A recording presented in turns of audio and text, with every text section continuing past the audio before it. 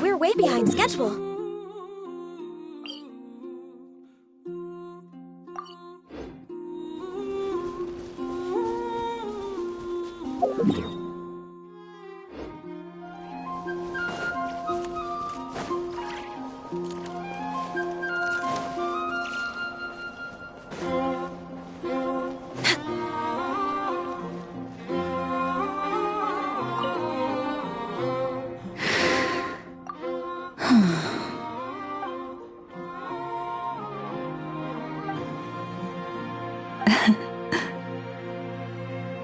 There's no need to apologize.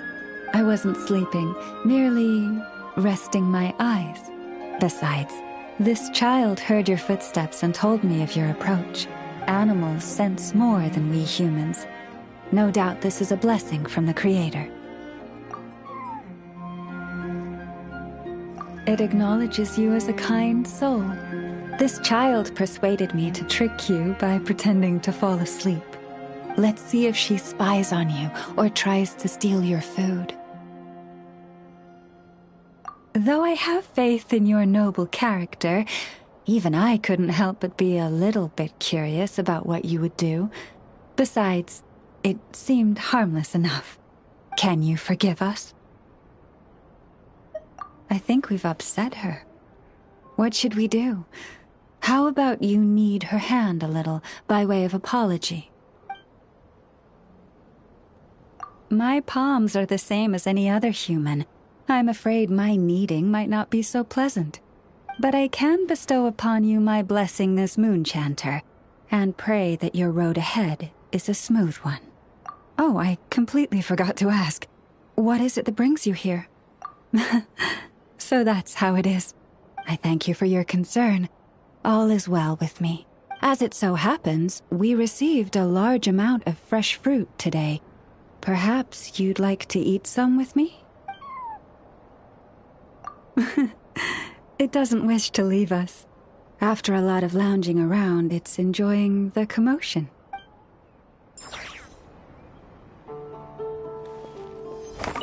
May your road ahead be smooth.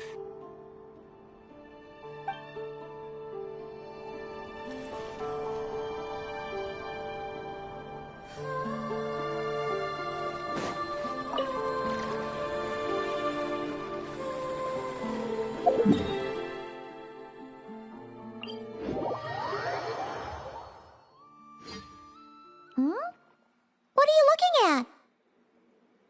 Huh? What's he doing here all alone? Is he looking for the damselette? It kinda seems like something scared him. Come on, let's bring him inside with us.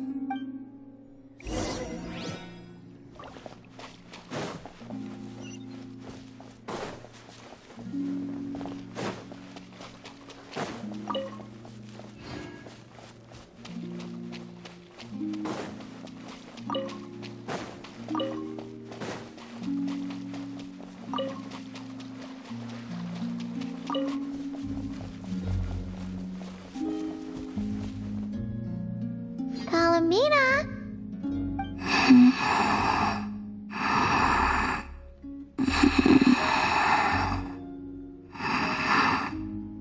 Oh, looks like she's taking an afternoon nap. Let's come back later then. No, wait! Don't go over there! Ouch. You slipped? Don't worry, I'm not hurt. Oh, you two are here as well. Oh, Guess a moon goddess isn't immune to a few bumps and bruises. I don't mind little critters bumping into me, so long as the kuvaki emanating from them reflects no ill intent. Did something happen? Why are you so afraid, little one? I see. Oh, so you can understand these animals too? The moon shines high over Nodcry. All animals that grow beneath the light of Kuvaki can be considered familiars of the moon goddess. So, what did this little guy say? That monsters have appeared where he lives. He was looking for Lauma, but the monsters chased him to this area. Oh, no wonder he's so scared. Back to Lauma, I think. She will know how to handle this. Alright, looks like it's another trip out for us. Oh, since we're heading to the Frost Moon Scions, make sure you hide extra good this time.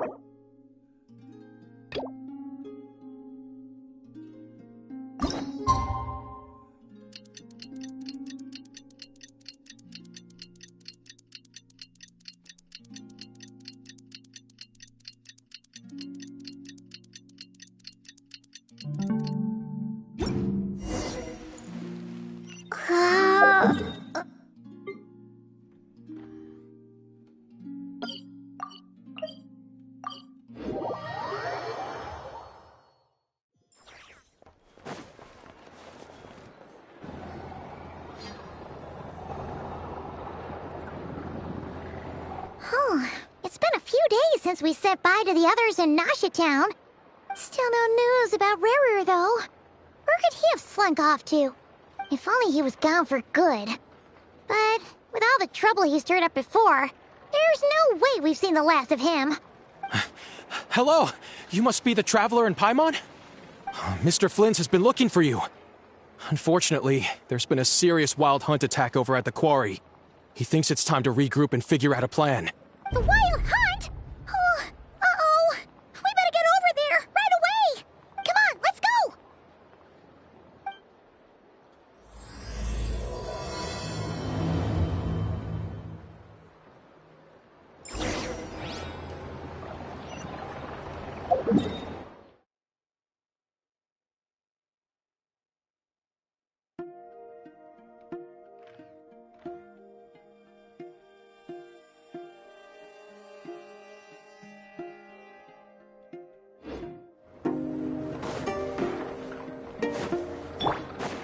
Fearless.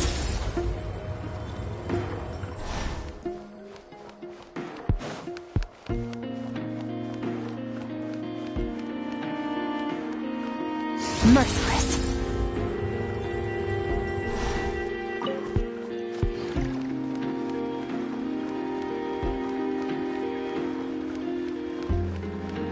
Fearless.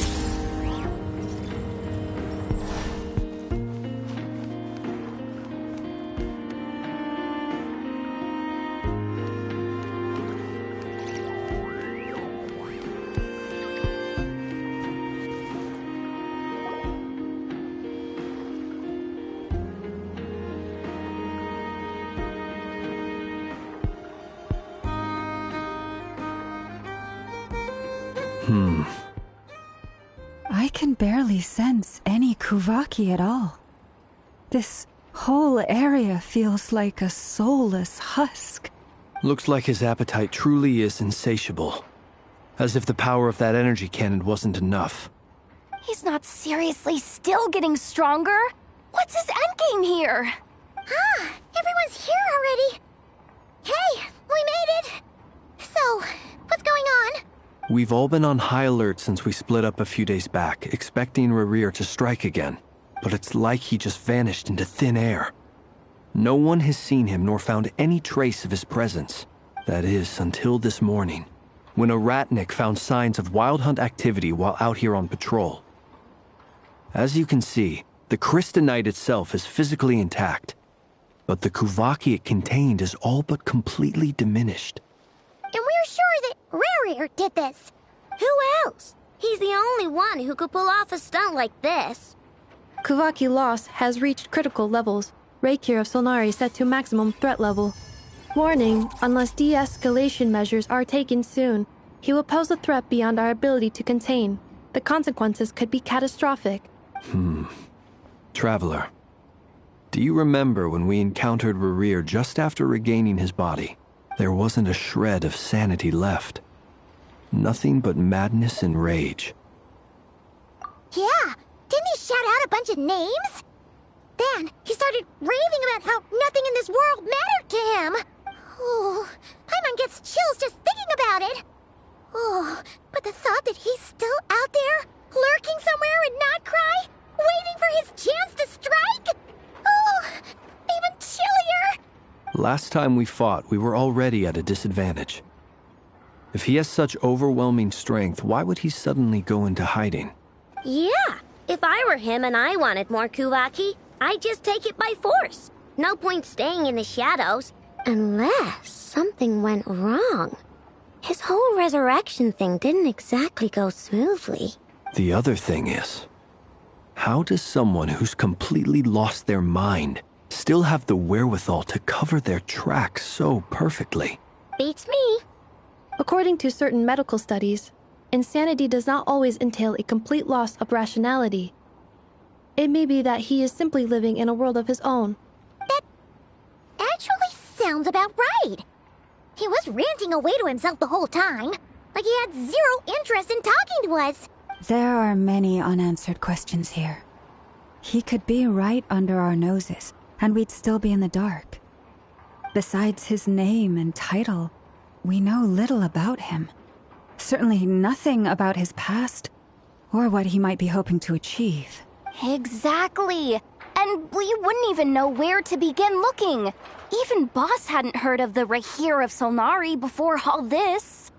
I'd be willing to bet that even if we gathered together every scrap of intel in Nodcry, we still wouldn't find more than, 3 useful facts about him. So, if we do nothing, he'll just keep getting stronger. But if we want to investigate him, we have no idea where to look. Last time we had Marionette and her big robo-buddy to help us, and we still barely held our ground. If we had to face him alone, Paimon's head hurts just thinking about it. What are we supposed to do against a threat this big?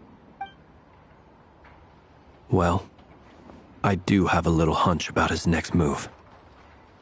Given that he attacked the quarry, I'd say it's likely he'll target other places rich in Kuvaki, somewhere like the Eye of Krati, or the Pillar of Embla.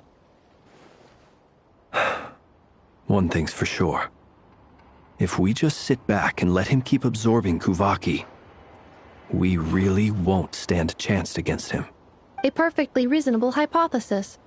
However, it is worth noting that these two locations are quite far apart. To investigate them both, we'll need to split up. I agree, we should split up. Right now, Rarir's goal seems to be gathering Kuvaki, not fighting us directly. Once we're done, let's regroup on Hisi Island.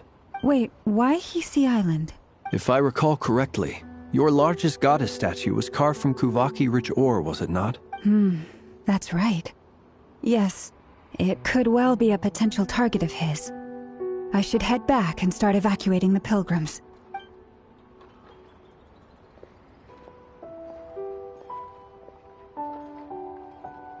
Splitting up's always gonna be risky.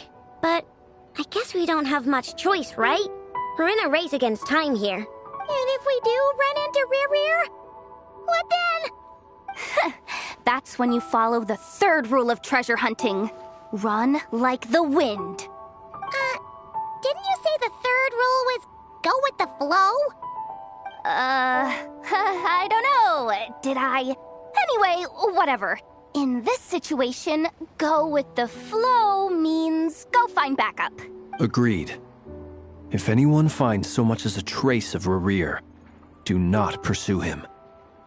Get out of the area and alert the rest of us as soon as possible. We need to put safety first. All right, We'd better get moving. Come on, Anefa, let's go!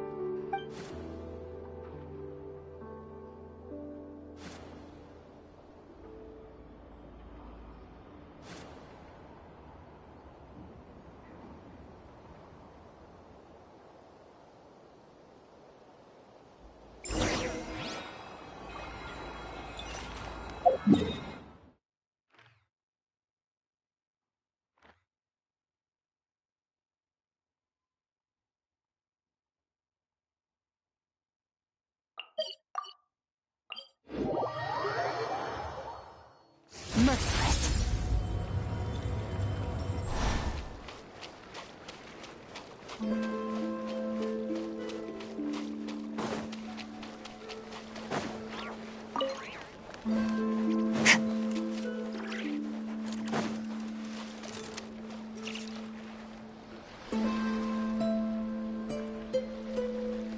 Any leads? Nope. Diddly squat. No clues to where he might be hiding. It's like he's a ghost. It feels like we're sitting on a powder keg that could go off at any second. Oh, I hate this feeling. I'd rather face him head on than be left hanging like this. So, you guys didn't find anything either? Not loving the word either. How about you, Flints? I questioned a few Ratniki and eventually narrowed my investigation down to one suspicious individual. But by the time I got to his place, he was already gone, almost as if he knew someone was on to him. Either that or he's just extremely cautious and doesn't stay in one place for long. He's been biding his time for a while now. The question is, where or what is his next target? No idea. Since regaining his body, he seems to have lost all interest in the fragment in my possession. If he did still want it, he's had plenty of chances to take it. All we can do now is hope that Aino and Anefa turn up some leads. Darn it, Rarir. If you've got the guts, come face me one-on-one! Wait, he's actually here? I didn't mean it, I swear! No, it's coming from Silver Moon Hall. The Lady Kutar might be in danger. Let's get over there, quick!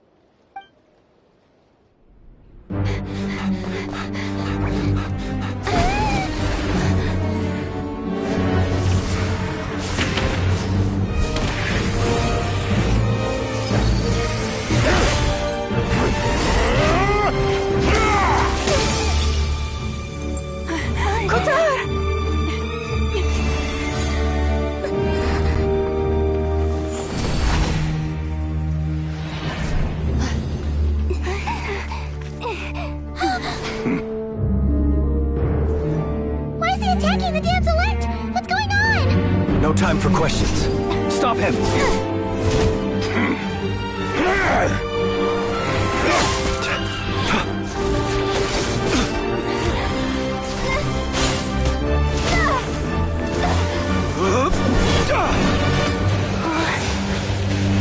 This is insane. Yehuda, get Kutar out of here! On it.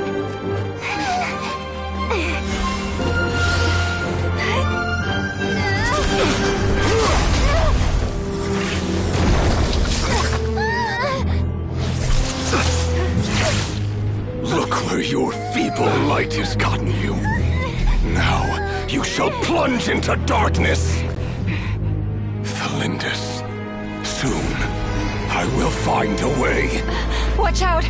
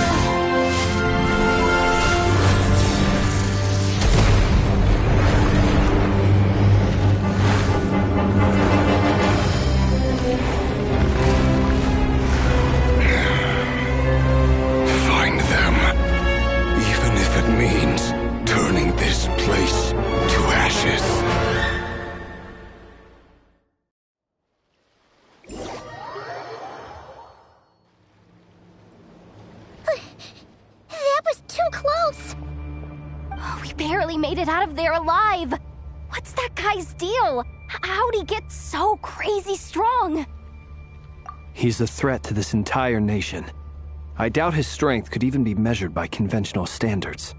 I have a question. When me and Anefa showed up, we saw him chasing after this lady like he wanted her dead. What was that all about? We weren't there for the whole thing either. They were already duking it out by the time we arrived. Yeah, we didn't see how it all started. It all escalated so quickly, we had no choice but to step in. Kutar, can you shed any light on the situation? Kutar. Cross-checking database. I see. So you're the one that the Frost Moon Scions refer to as the Moon Goddess? Wait, she's the moon goddess? Oh, no wonder she looks just like all those statues. There are many reasons why people might worship the moon, and just as many why they might despise it. I've never met that person before, but there was no mistaking his deep-seated hostility towards me. Why he holds me in such contempt, I cannot say. But since he hunts the power of the moon, it's no surprise that I am a target. Kutar. There are many potential motives. For instance, you help the traveler escape his grasp. This could be his way of taking revenge. It is also possible that he covets the Kuvaki inside you and seeks to take it for his own. The list goes on. But right now, devising a counter-strategy should be our #1 priority. The likelihood of this location being discovered is close to 100%. A counter-strategy? But we don't stand a chance against an enemy like this. Surely our only option is to run. He's not gonna chase us to the end of the world, right? So as long as we can sneak out of Nodcry undetected... No, I can't say that. Come on, Yehoda, this is serious stuff. You can't suggest we all just chicken out.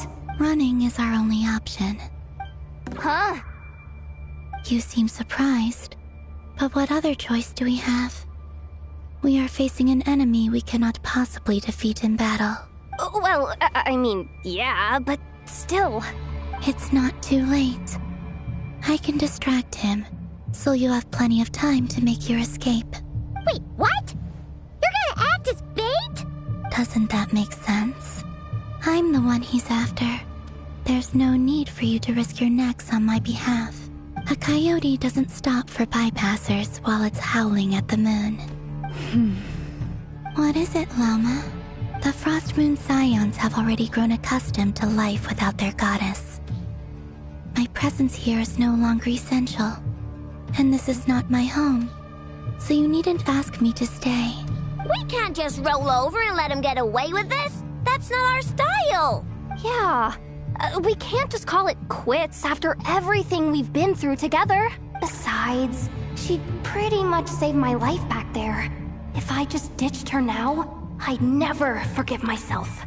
We can't overlook that you have saved our lives multiple times now. To talk of returning the favor would be a little crass for my liking.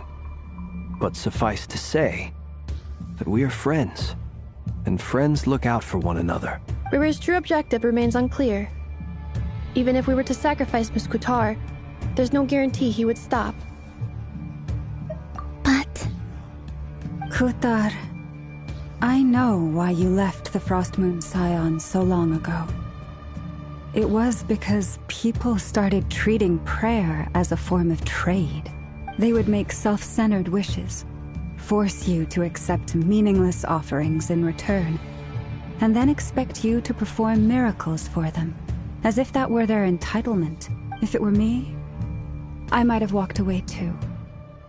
But I believe that time can change everything, and that sometimes it takes losing something precious to appreciate its true worth. After much reflection, I've realized that this was never about whether the Frost Moon Scions need you.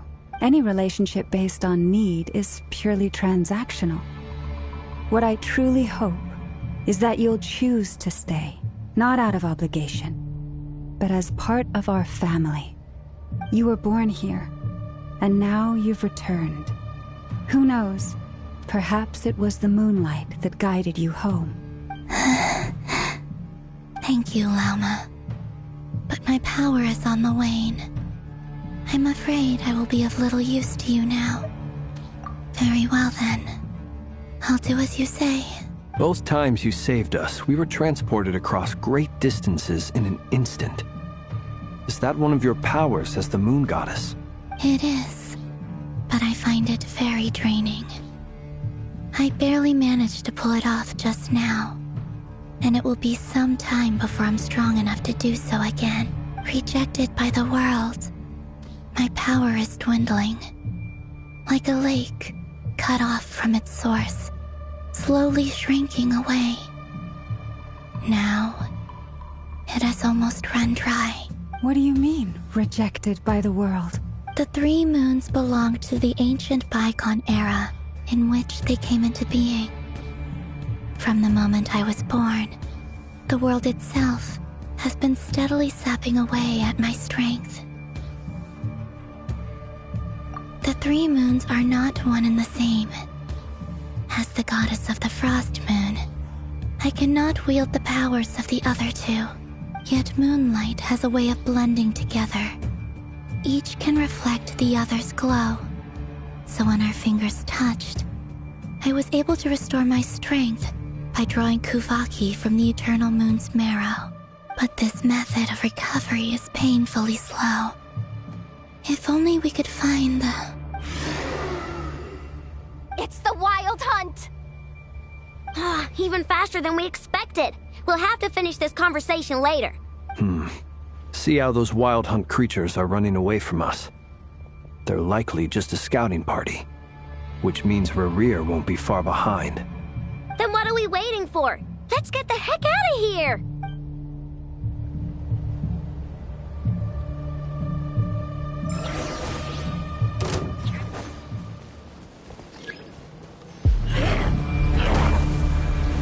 For the everlasting forest.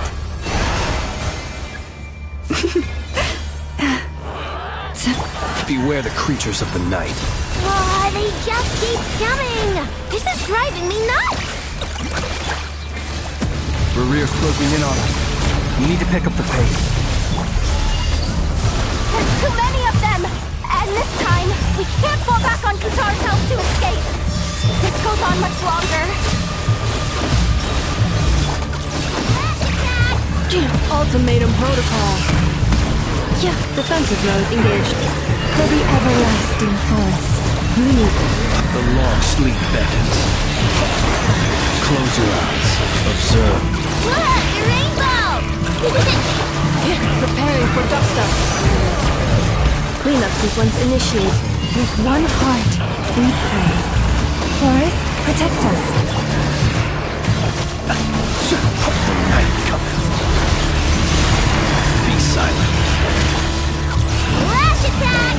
Kerplunk! Ultimatum protocol. Defensive mode engaged. By the frost moon of old.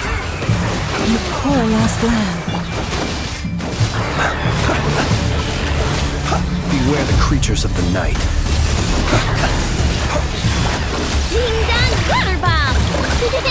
Preparing for dust-up.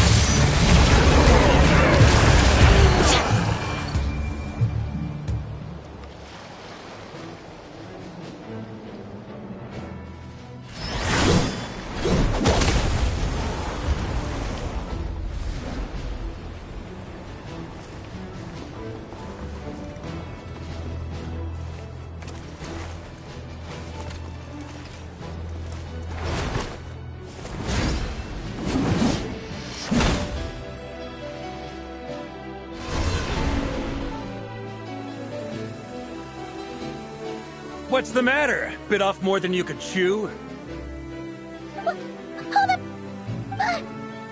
you? Uncle Varka! You're back from Amsvartnir? Whoa! You're Barca? Grand Master of the Knights of Favonius? We could save the intros for later. Right now, let's get you all out of this hellhole. Follow me. I know somewhere you'll be safe. Oh, is that where I think it is? That's the one. Come on, move! There's no time to waste.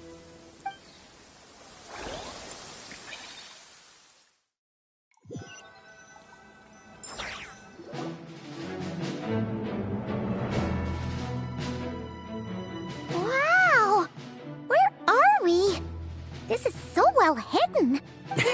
Well, that goes without saying.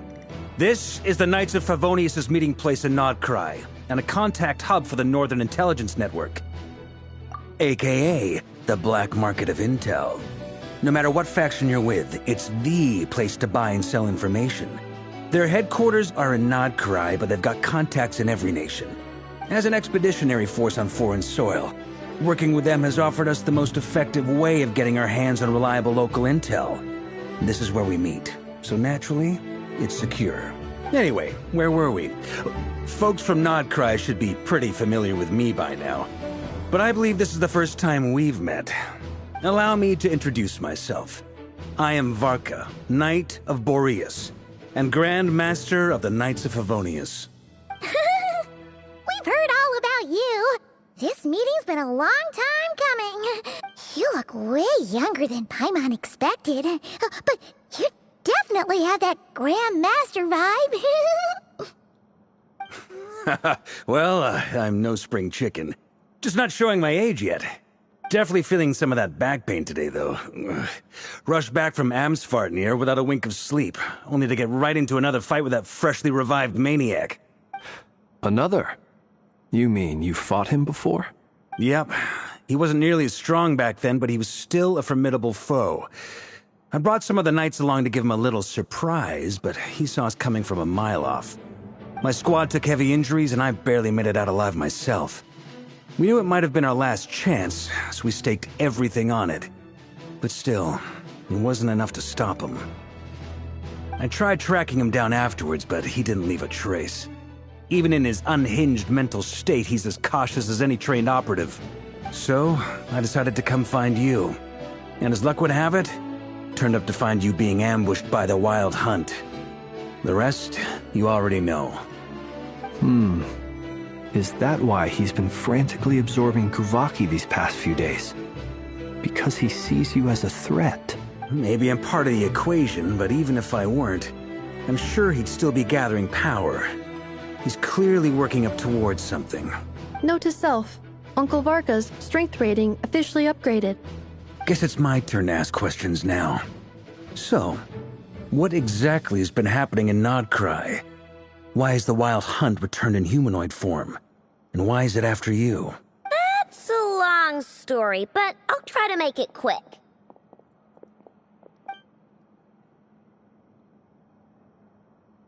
Wow, I had no idea so much had happened. Sounds like you guys have really been through it. So, the Kutar is actually a Fatui Harbinger. And all this Wild Hunt activity in Nodcry is the work of the Raker of Solnari, one of the 5 sinners. Oh, that's a lot to take in. Need some time to wrap my head around it all. I'm truly sorry, Mr. Varka. You stood with us against the Wild Hunt, and did everything you could to stop it from escalating into a full-blown catastrophe.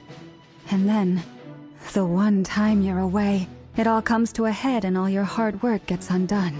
You've got nothing to apologize for, Miss Moonchanter. You can plan 100 steps ahead and still slip up. That's just life.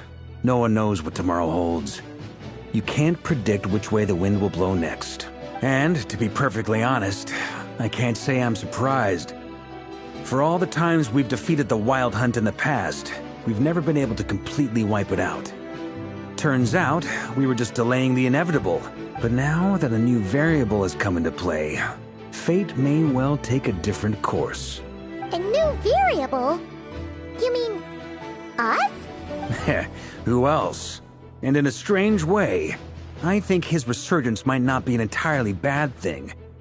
The Wild Hunt is like an unrelenting force of nature, but Rerir is an individual with an agenda. He's gotta have a weak spot somewhere. That said, while I was explaining everything just now, some of the points that Mr. Flint's added caught my attention. You mean about our mystery ally? That's right.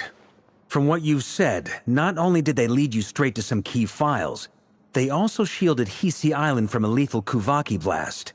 I don't know who or what could pull something like that off. Heck, even Miss Columbina doesn't have a clue. I hadn't heard the story about those files. Would you mind repeating their titles for me?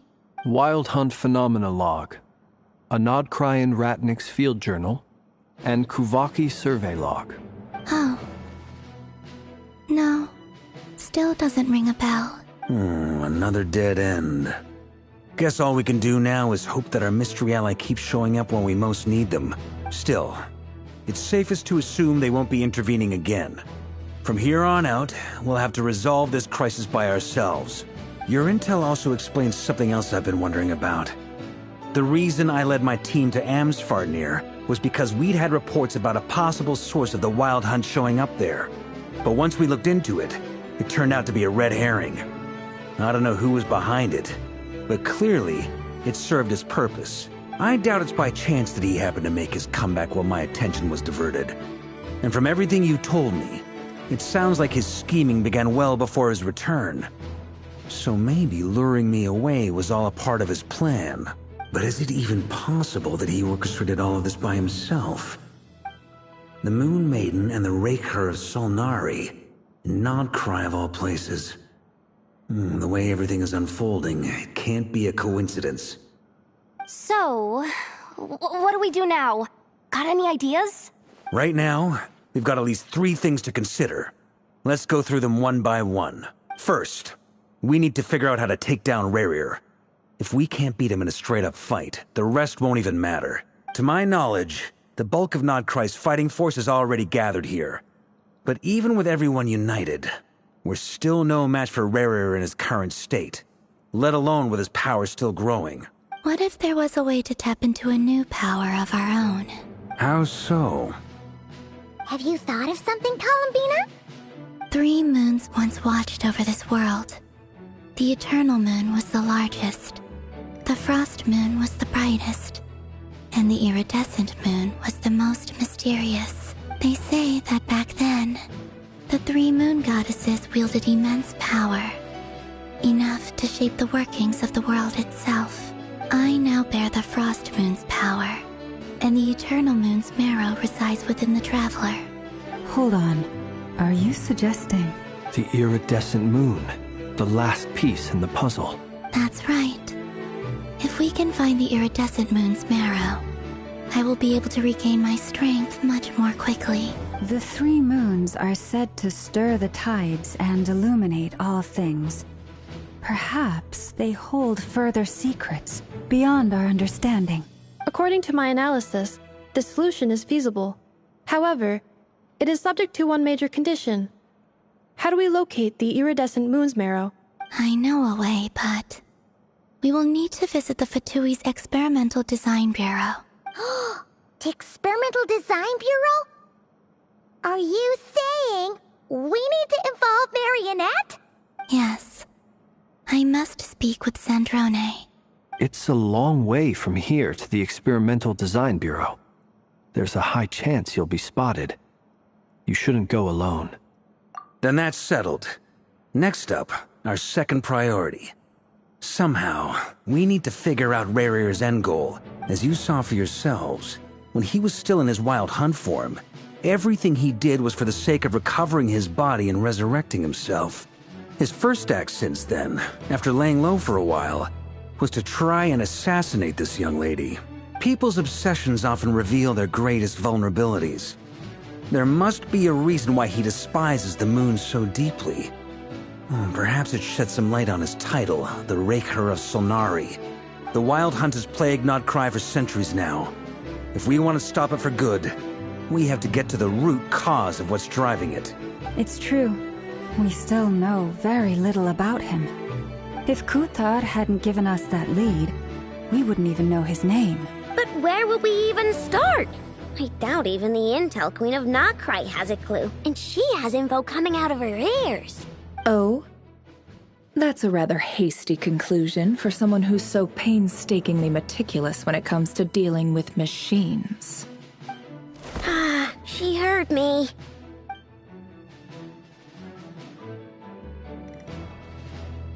Boss! What are you doing here? I'm now asking myself the same question. I received a letter from a humble knight of Favonius, requesting a meeting to discuss a major business deal. But it looks like this humble knight had something else in mind.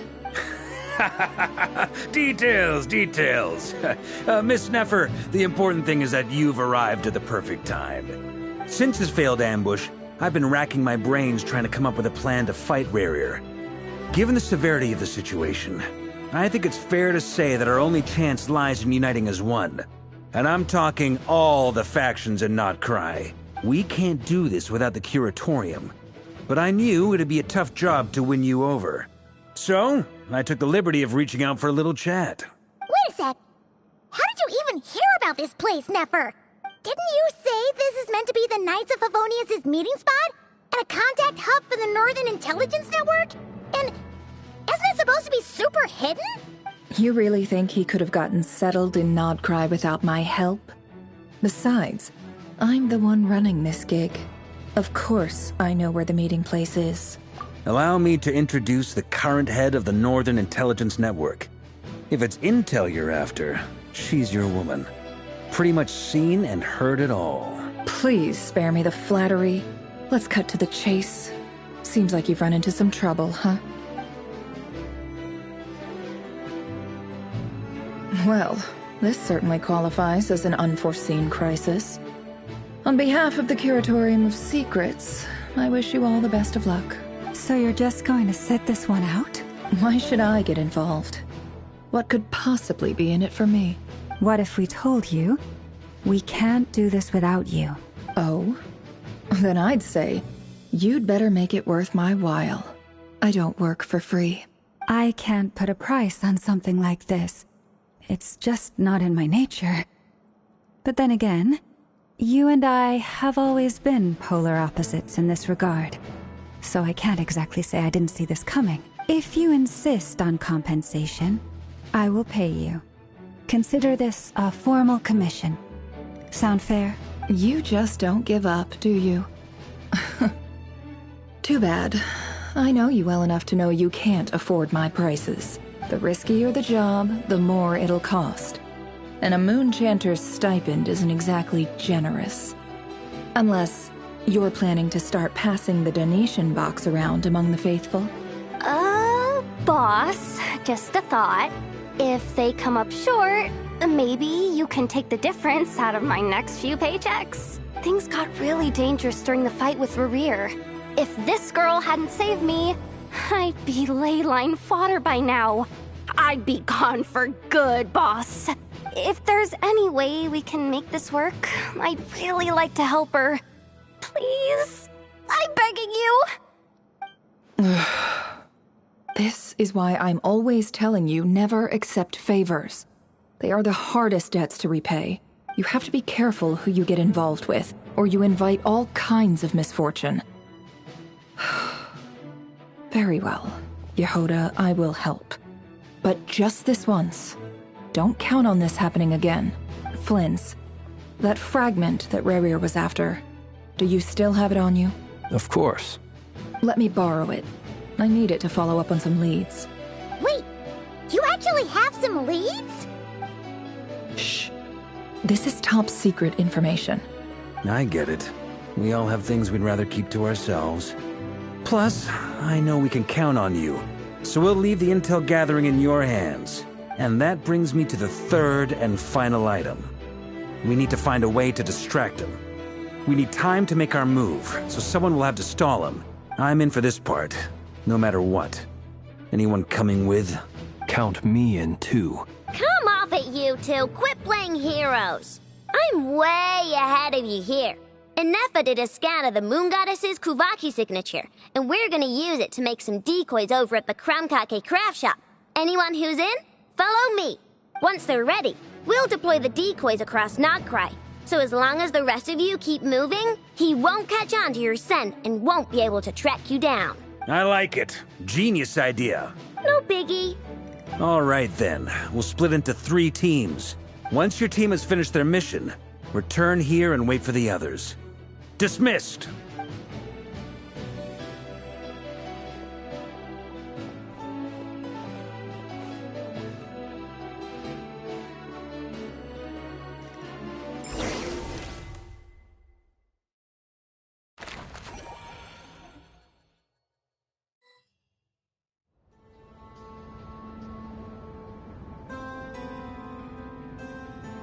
Lady Damselette. Wait, and you two? What are you doing at the Kuvaki Experimental Design Bureau? We've been doing our best to mind our own business lately. But if you're just gonna waltz up here like this, you're seriously pressing your luck. Don't blame us for doing what we have to. Huh. You really think that's gonna scare us off? We're not looking for any trouble. I just want to see Sandrone. Do I need to remind you that you're still a wanted fugitive for deserting us? Out of consideration for our former ties and the crisis we're all up against, we'll let you leave in one piece. But don't even think about trying to get inside. Let them in. But... Are you going to make me repeat that? No, my lady. Sandrone seems to be in a good mood. Must be maintenance day.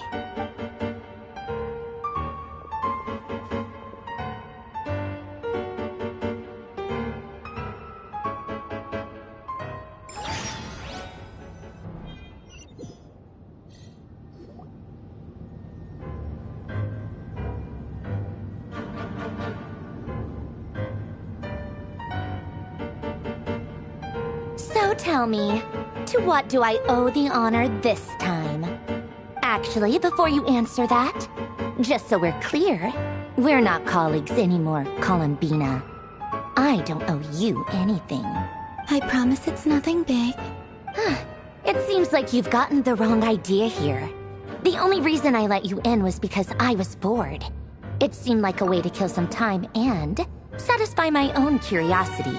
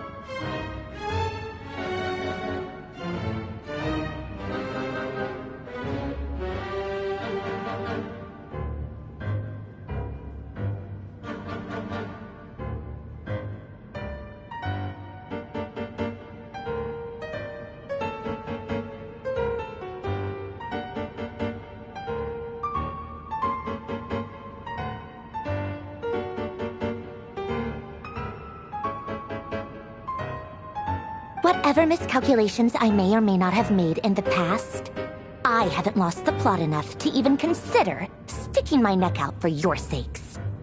I'd like to speak with Arlecchino. What? Huh? You mean the knave? I'd like to speak with Arlecchino.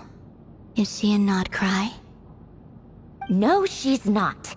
Once the work on this facility was completed, she went back with the Rooster and Regrator.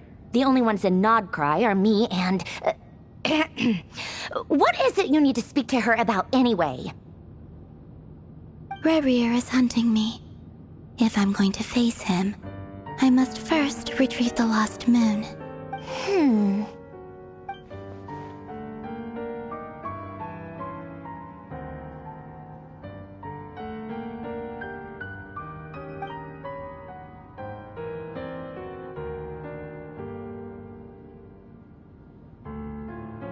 Is that a no, then?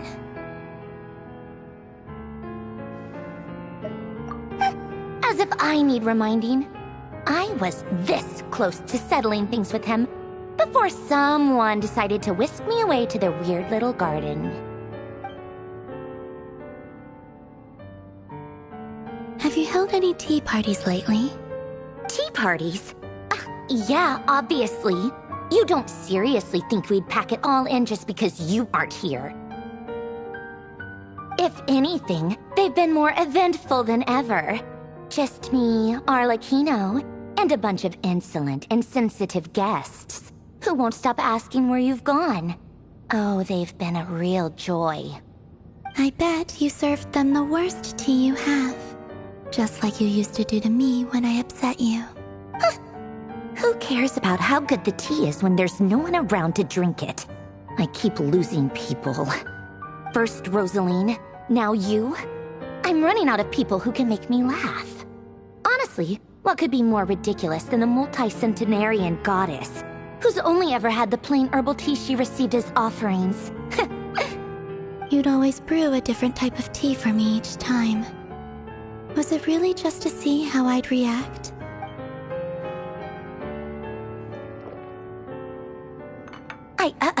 Well, duh. Why else? Watching you squirm was practically my only form of entertainment.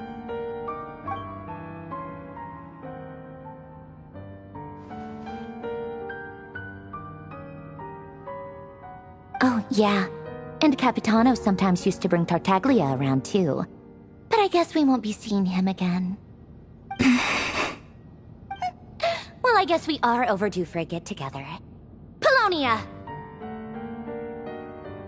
Have Favronia pass a message to Arlecchino for me. It's time for tea. Will suffice. Pass along a message for me, too, if you would. My body cannot contain the marrow of 2 moons, so I'll be leaving one of them in her care. Excuse me? Who said you were on the guest list? If my tea meant that much to you, maybe quitting the Fatui wasn't your brightest move. Back when you were under the Tsaritsa's protection, no one would have dared come at you so openly. But that protection didn't come for free. In fact, I paid dearly for it.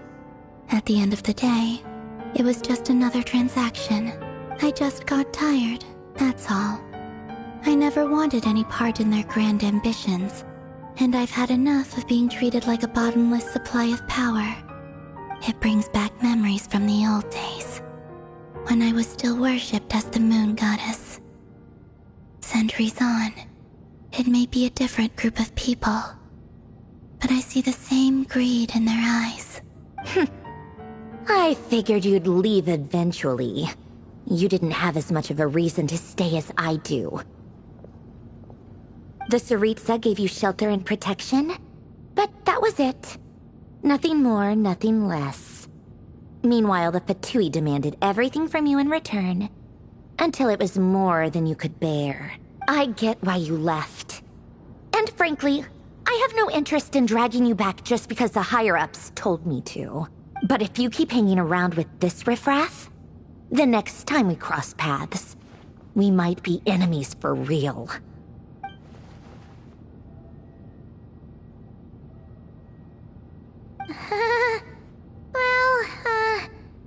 Guess that's our cue to leave? That might be your plan. But it sounds like someone else wants you to stay a little longer. Huh? What do you mean? Listen.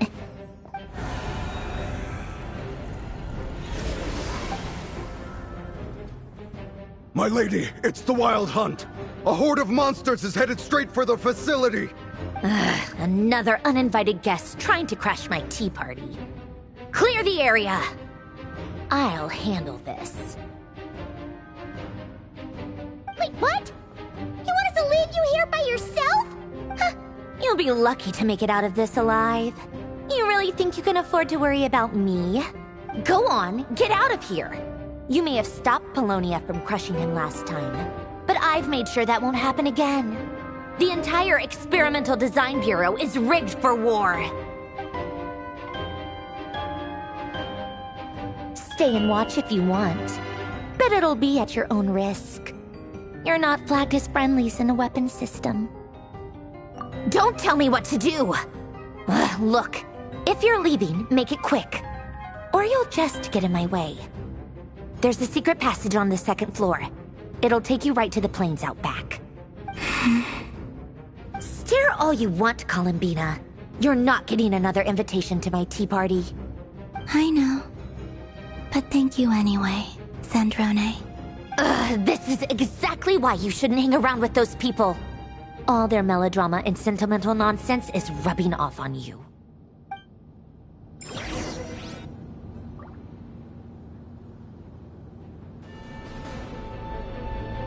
Come on then, Mr. Ray here. Let's pick up where we left off.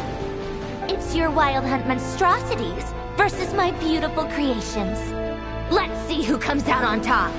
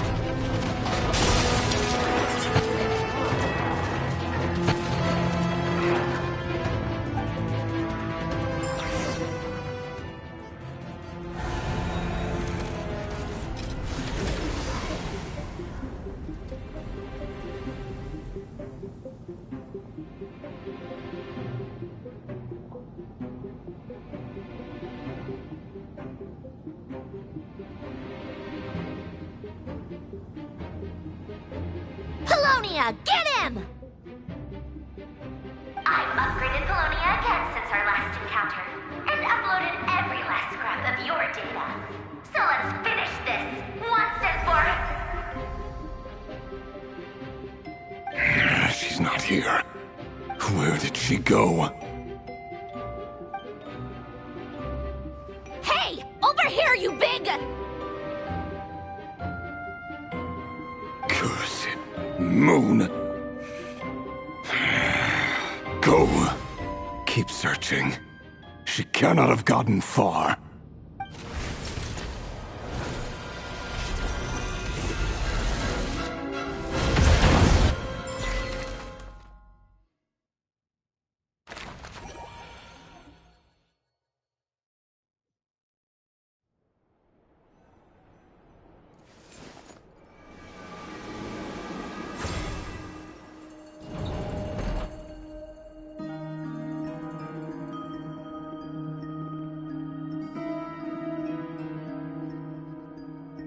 So this is your method for investigating Rarir's past.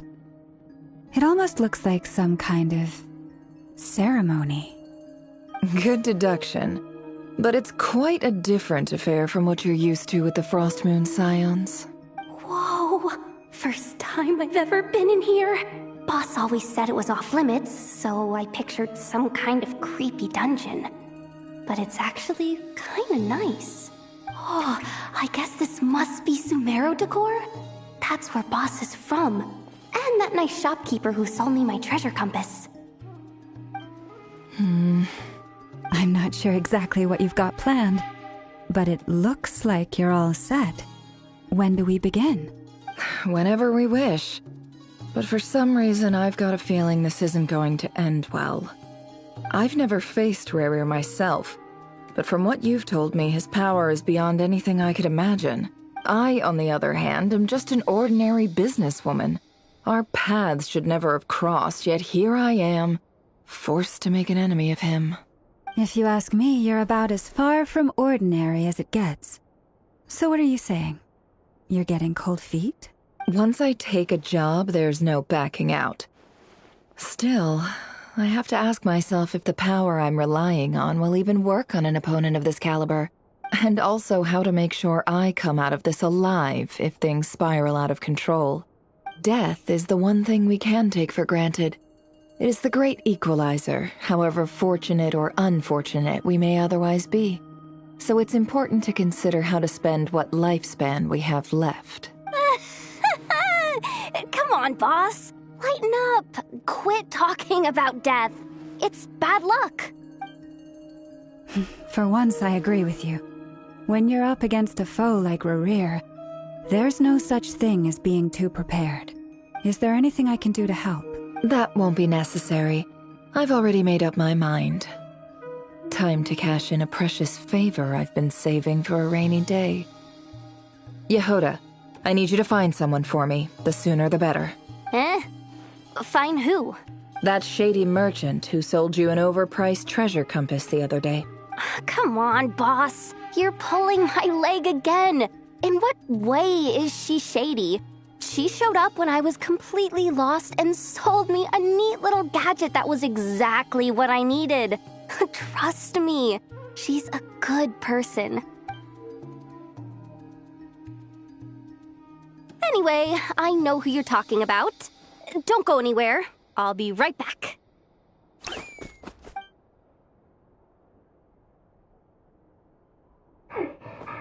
dragging me. I genuinely can't run any further.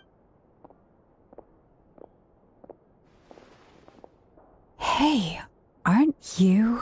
What is it? What's the big rush? You dragged me out of a dream where I was literally swimming in Mora. I'm charging double my usual attendance fee. See, look how easygoing she is. After that rude awakening, she could have completely snapped at us. But instead, she kept it together and just asked for an extra fee. Dori Sangama Bay? I never would have pictured you two doing business together. If you want to make it big and not cry, it's all about connections. Lady Nefer just so happens to have a lot of intel that interests me. And she also did me a big favor in the past. It was back when I first arrived in Notcry. My trusty assistant, the genie in my lamp, had an adverse reaction to the Kuvaki and fainted. And wouldn't you know it, that's when I suddenly find myself in a life-or-death situation. Good thing my compatriot was there to swoop in and save the day. I've been giving her a 30% discount off all of my goods ever since. Now, so that no one here feels left out, I'm willing to extend a 20% discount to fellow friends of Boss Nefer. Plus, any other friends you send my way will enjoy 10% off. What can I say? The great Lord Sangamabe is nothing if not generous. So, let me guess. You've run into some trouble? I've got everything you could possibly need. And the more you buy, the more you'll save. You guessed correctly. What have you got in the way of survival gear? The one type of gear I've never been short on. What are you looking for? A jetpack fresh from the Academia's labs? An ancient suit of armor dredged up from the bottom of the sea? At the very least, I need to know what kind of opponent you're dealing with here. If even you're worried about staying alive, it must be pretty serious. What if I told you it's someone with the power to bring a nation to its knees? Is that so? Then we really are talking top-shelf treasures. I don't have anything like that in stock right now. I'll have to ask my supplier.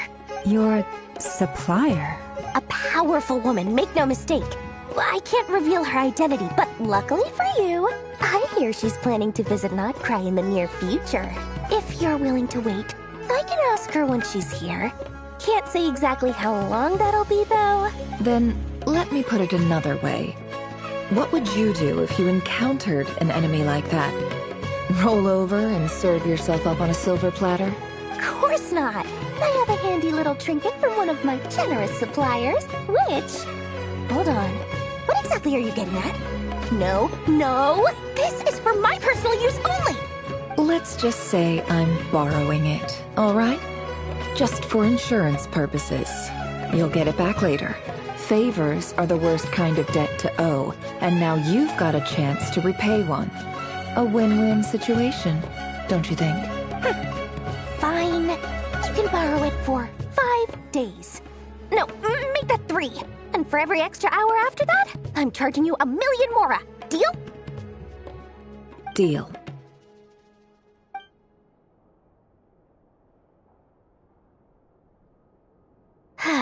What a way to start the day. Now, was there anything else you wanted? Or can I go back to bed now?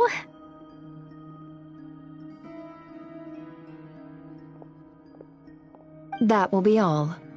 Take care now. Don't trip up on your way back, friend. See you later! You're my favorite shopkeeper.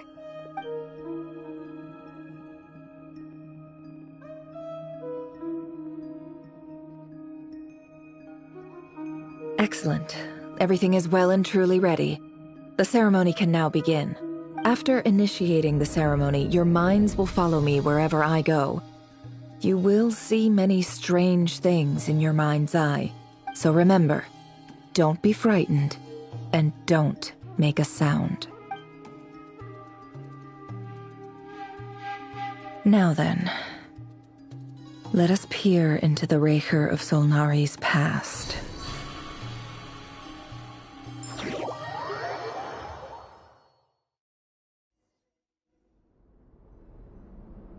I made it. I don't recognize this style of architecture. Must be Conrian. Simple furnishings, table and chairs. It's a more ordinary house than I might have expected. Looks like the fearsome Raker of Solnari came from surprisingly humble beginnings. Unless this passed for luxury in Conria. Unlikely. It was said to be a very prosperous nation in its heyday. Anyway, I'll keep exploring.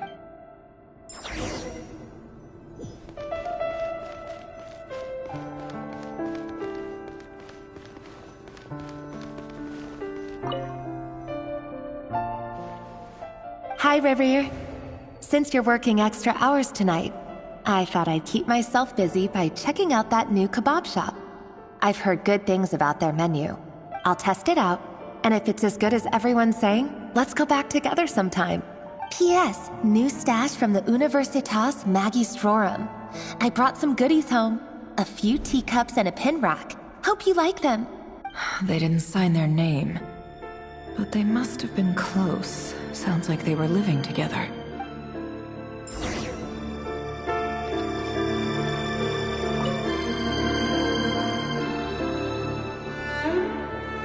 I went over to Joseph's for drinks today. They have a fine collection, but I went alone. Felindis was tied up with something and couldn't make it. Joseph asked why I came alone, but I didn't really have an answer. He then went on to ask about other things. If you ask me, someone who asks that many personal questions is too nosy for their own good. But if he invites me again, chances are I'd still go. Felindis. That's the same name Rerir mentioned. Grain imports keep falling. If things don't pick up, we'll soon be back to meat and mushrooms only. Honestly, I'm not a huge fan of that new type of mushroom everyone's been into lately. Didn't it start out as a lab-grown variety? I heard it's even mildly corrosive. Seriously, why would you even eat something like that? I don't care if it's an impressive feat of alchemy. That just isn't the kind of thing I like to eat. Grain has to be imported, and they're eating a diet of mostly meat and mushrooms. Could it be because Conria is underground, so it doesn't get much sunlight? That would explain why they use so much stone in their buildings. They even use alchemically modified strains for food. Seems like the people of Conria don't have many options when it comes to dining. I've just about saved up enough now. Time to buy it and keep it somewhere safe. Making a big purchase. I wonder what it is.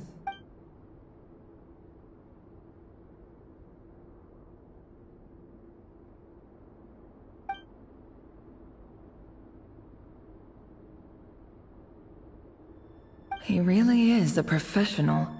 No wonder he's so good at covering his tracks. Despite what he's become, it seems like he's retained certain habits, at least in this regard.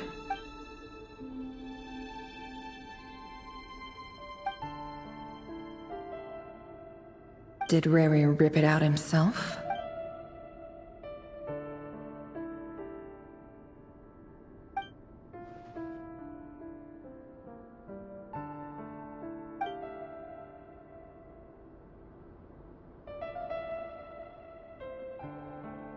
Before I met you, I was convinced that my heart was nothing more than a stagnant pool.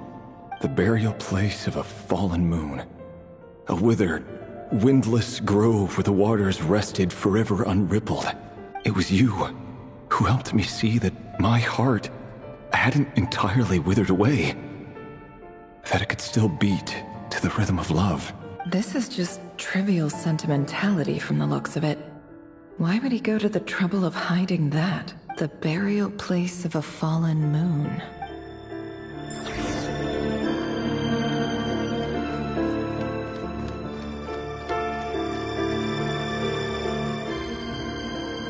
Rerir, over here. Dane! Oh, and, Vedelfin here? What a surprise to see you here, sir. Hello there, Rerir. You need not address me so formally outside of court. He doesn't get that much free time, so I invited him over for a drink. Even the court prophet deserves a break every now and then, right? Well, I'm flattered. So, what are we discussing today? Hey, don't look at me. As far as I see it, we don't need an excuse to have a few drinks. Come on, don't give us that. Didn't you say you were about to pop the big question? How's that coming along? Who'd have thought the great Twilight Sword was an even greater gossip? I just didn't expect you to be the first one to settle down and get married, that's all. Yeah. If you told me that a few years ago, I wouldn't have believed you either. So, are you planning to come clean about your job then? I'm guessing you still haven't told her. Sure, I'll have to tell her at some point. but I'll need to pick the right time and place. To be honest, I have no idea how she'll take it. Come on, stop being such a pessimist. For all you know, she could be thrilled. I bet she'll be much more impressed by your actual job than the one she thinks you're doing now. A member of the King's Guard. Quite the cover story. Does the king himself even know? Of course he does. Anyway, enough about me. How have you been? Me? Same old, same old. Nothing much to... Huh? What's up, Ved? It's nothing. Vedifulnir, Daneslif's elder brother. Renowned throughout the court of Conria as the Visionary, and said to possess a wisdom far beyond the reach of any ordinary man. And yet, despite the gulf between us, he seems to have something to say about me. Does he even know me? Does he see me as a friend of his brother, or just another of the Vinster King's blades? Why did he react so strongly? Was it really to do with what we were talking about? Brown, curly hair and brooding blue eyes. So this is what Rerir looked like back in the day. Perfectly normal. No different from anyone else. As frightening as this monster is in the present, there's something even more unsettling about seeing the human he used to be.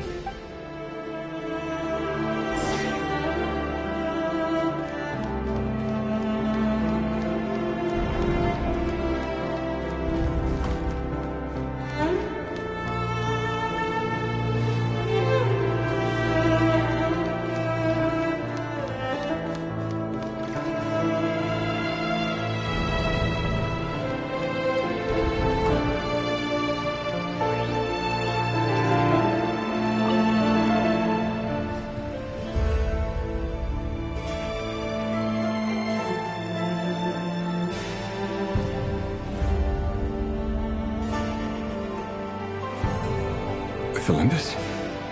You're back early? Our equipment's being serviced today, so I got off earlier than usual. How's your day been? Aw, why the long face? Is something the matter? Has your boss been giving you a hard time again? Went for a drink with Dane and the others after work. Isn't that a good thing?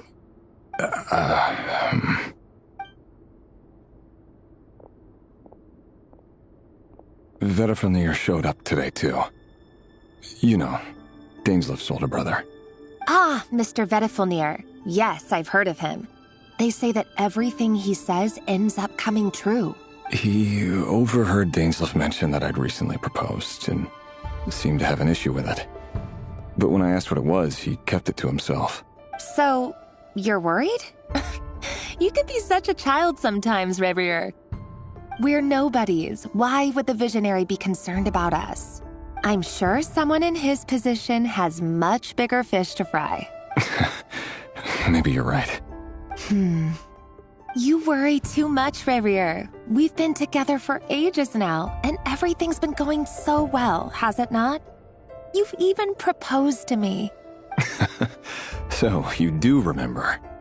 Tell me then. What's your answer? Like I said, I need some time to decide. You can't just rush into things like this. We may be nobodies in the grand scheme of things, but if we want things to work out, we've still got to plan ahead. All right. Take your time. Just don't keep me waiting forever. Nobodies. Sounds about right. In the eyes of people like Vedifulnir and Daneslif, what do we matter? Can someone whose gaze is so fixed on a far-flung future even see the present clearly? Besides, the dynasty's fate rests with the king and his inner circle. Whatever I do, it won't make much difference. Meanwhile, every idea they come up with and every decision they make, it affects everything. These days, the king is lost in his research, and the purge of the Crimson Moon bloodline grows ever more intense. The opposition tried to speak out, but nothing came of it. And I'm under no illusions as to why. Because we eliminated them and got rid of their bodies. A man can have 1,000 reasons to carry a sword, but there are few good excuses to use it.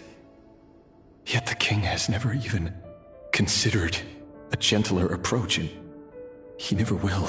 What becomes of someone who kills on another's behalf? Can he ever find true peace?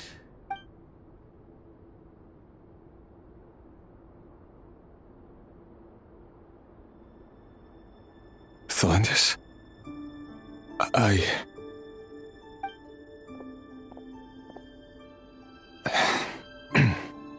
It's nothing.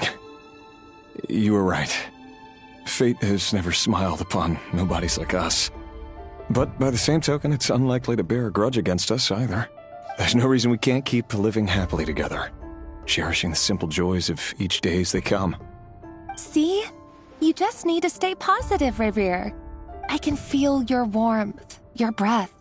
You're right there, right by my side. Just seeing you makes me happy in a way I can't explain. And that's something that no one could ever take away from me. So smile, my love. Let go of that frown. You're right, Thelindis. I've just been overthinking things. That's better. Getting caught up about things like this will only ruin our evening. Speaking of which, all set for the ball tonight? I need to go get ready. You go ahead. I just have a few things to take care of, then I'll come join you. Even busier than the big shots, huh? Fine, I'll go get started. But don't be late. If you keep me waiting too long, I won't be a happy bunny. Relax. I'll be there. Seriously, though, you drive a hard bargain. You're really gonna leave my proposal hanging and still expect me to take you to the ball? Well, that goes without saying. I already told everyone I'd be coming with a dance partner. Besides, they're two completely different things. Let's take it one thing at a time, all right? All right. White outfit it is.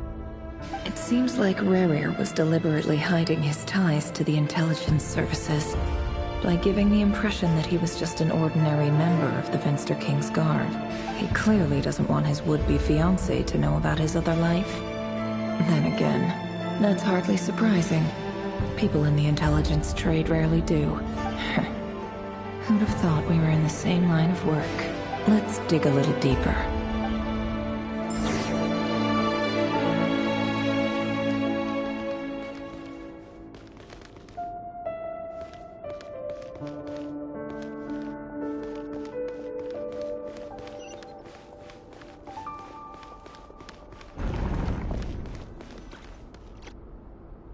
Our last operation was a resounding success, and all thanks to you, Rehir of Solnari.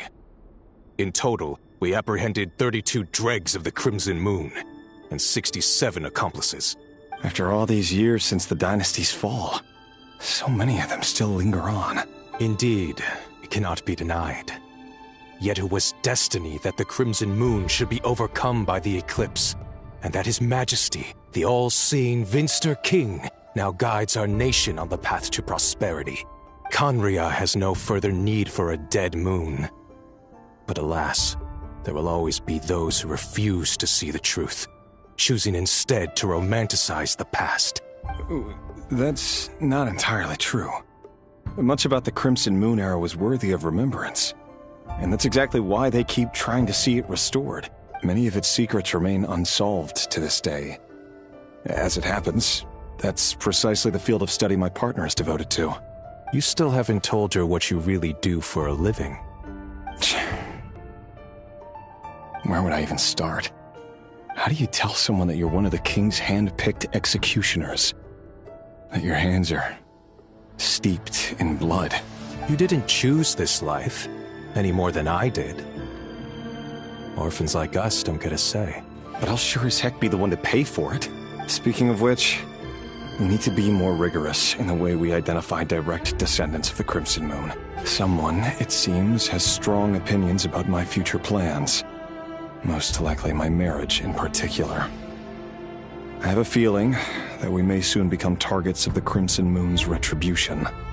Your concerns are not unfounded. They've taken out many of our colleagues these past few years, and for that very reason. These are no helpless lambs we're leading to the slaughter. They're wolves in sheep's clothing. Take care, Rehir of Solnari. I look forward to toasting you at your wedding. Thanks, Thorkel. You look after yourself, too.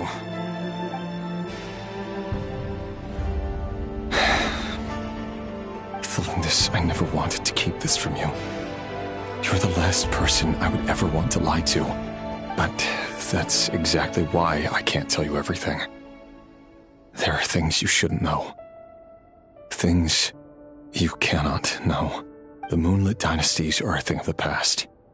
Yet even now, with the sun shining high in the sky, there are those who would call forth a dead moon's ghost. Could that be why Vedalfnir held back? Or was it because of some court secret he's not at liberty to share? I have to get a clear answer from him.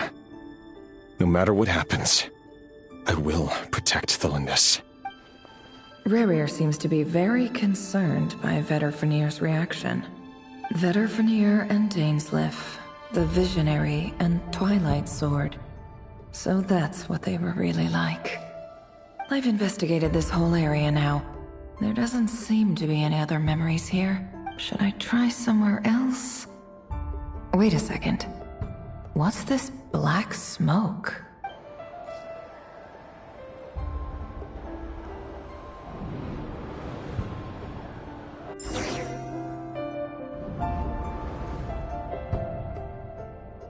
So, he's late after all. Just you wait, Rerir. You're in for it. Big time. Are you waiting for someone, ma'am? Could I tempt you into buying some flowers? Oh, sure. Pick me out a pretty bunch if you would. Thank you. But I'm afraid none of them are as pretty as you. For someone so young, you sure have a way with words, don't you? I'm only telling the truth. Look me in the eyes. You'll see I'm not lying. May we have a word in private? Who are you? And what do you want? It doesn't matter who I am. Too many of our kind have fallen lately, so I decided to take the risk of reaching out. Not long ago, the Rehir of Solnari led an assault on one of our strongholds. We suffered many casualties, and many who came to our aid lost their lives as well. Sorry, I don't know why you're telling me this. And I don't want to get involved. Wait, hear me out. This time we finally got a clear look at his face and learned his true identity. His name is Rerir, and he claims to be one of the King's guards. What did you say? A cruel irony, isn't it? The man you're set to marry leads a double life as a brutal executioner. But surely, you must have caught a whiff of the blood on his hands. Why are you telling me all of this now? Simple. It's because... How strange. Rerir was nowhere to be seen in that memory. It clearly belonged to Felindis. Rerir couldn't possibly know what happened if he wasn't even there. Why would her memories appear in his fragment? The ceremony won't last much longer. I think it's time to call it a day.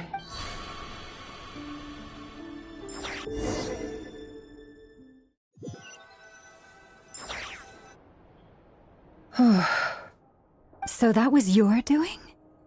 Did you just pull us inside Rerir's fragment to spy directly on his memories? Any more questions, and I'll have to start charging. I had no idea you could do that, boss! Seriously, that was amazing! We're not worthy. We're not worthy! I gotta admit, though, I'm itching to see what happens next. Feels like we barely scratched the surface. I'm just as curious as you are. But the ceremony only allows for limited time inside. That's all we can see for now. Luckily, we managed to learn quite a lot. So far, so good. I just hope the others are doing okay too. Especially the group with the Traveler. Their mission is a risky one. Let's hope it's all going smoothly. If you're worried about them, go see how they're doing. If I know Boss, she's gonna need some time to write up all the details and make sure it's all coherent. I'll stay behind to lend a hand, but feel free to head back and meet up with the others.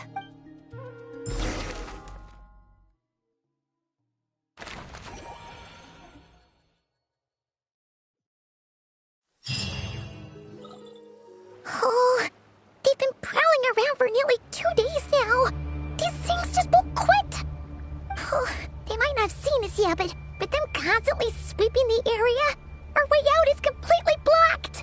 Oh, that's never gonna work. One little slip up and it's game over. If they spot us, they'll run straight back to Rare. And once he knows we're here, it won't be long before he's breathing down our necks again. Oh, guess you're right. All right, time to zip it.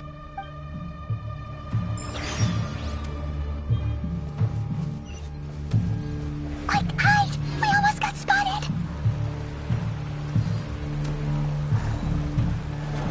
Phew! That was a close call.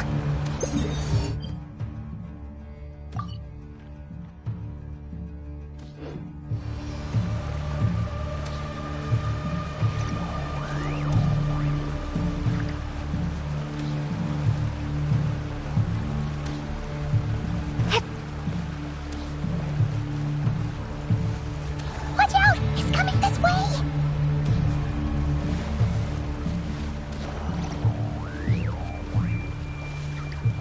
Keep going. We're nearly there. This is the final...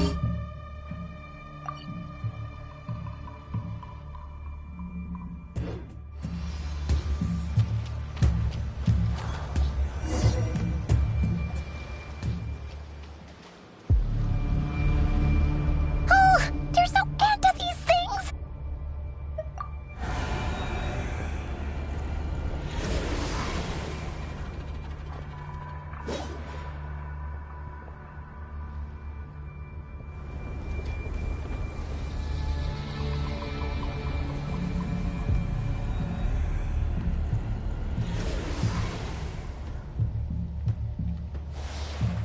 Fire. Fire? Wait, what's that smell? Oh no! There's a fire!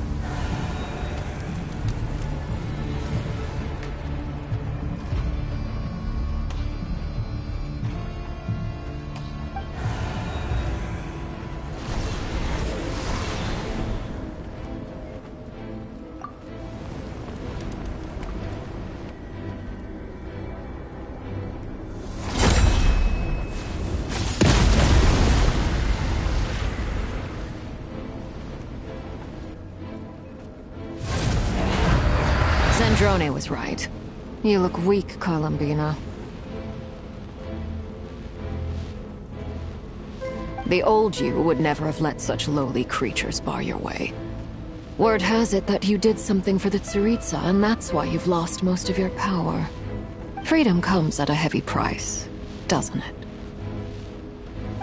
It's Arlecchino! You came!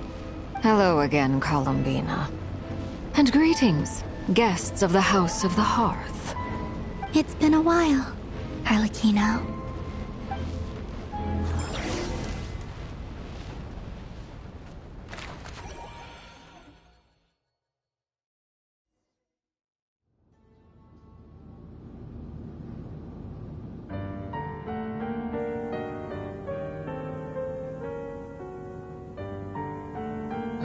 Stupid right here of stupid Solnari.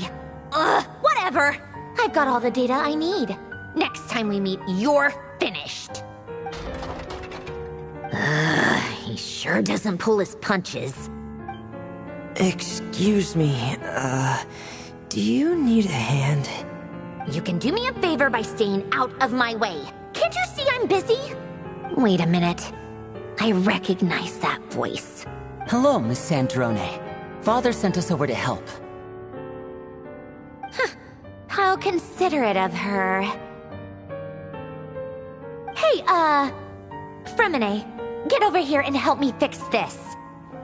Lenny, you do your thing. Just keep your sister away from my machines. Nearly every machine that Catgirl touches ends up going haywire. Go put her on cleaning duty or something.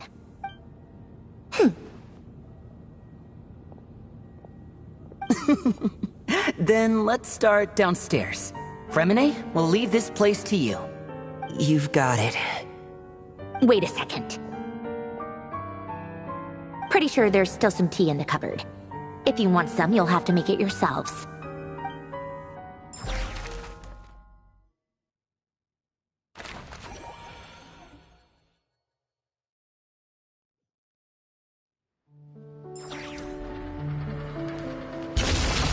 To the void! Merciless.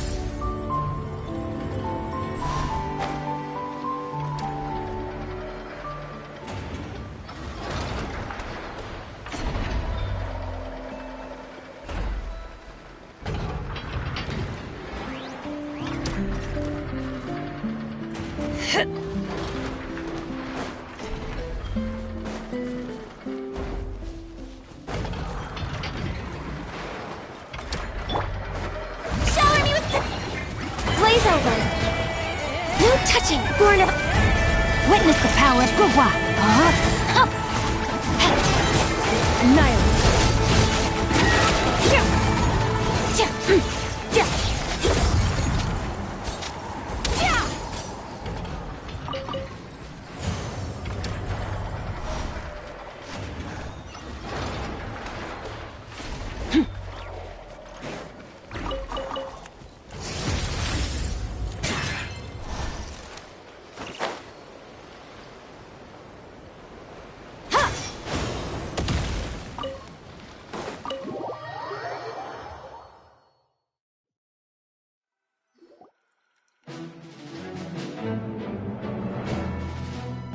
It's a relief to see you all made it back in one piece. Huh? Feels like there's quite a few people missing. Where's Flint's and the others? And what about Nefer? I returned ahead of them. Flint is helping Aino and Anefa to set up the decoys and buy us some time. As for Miss Nefer... Boss is still wrapping things up on her end. She sent us back to fill you all in on the top secret intel we've been gathering. I see. Then let's get right into it. But first, who do we have here?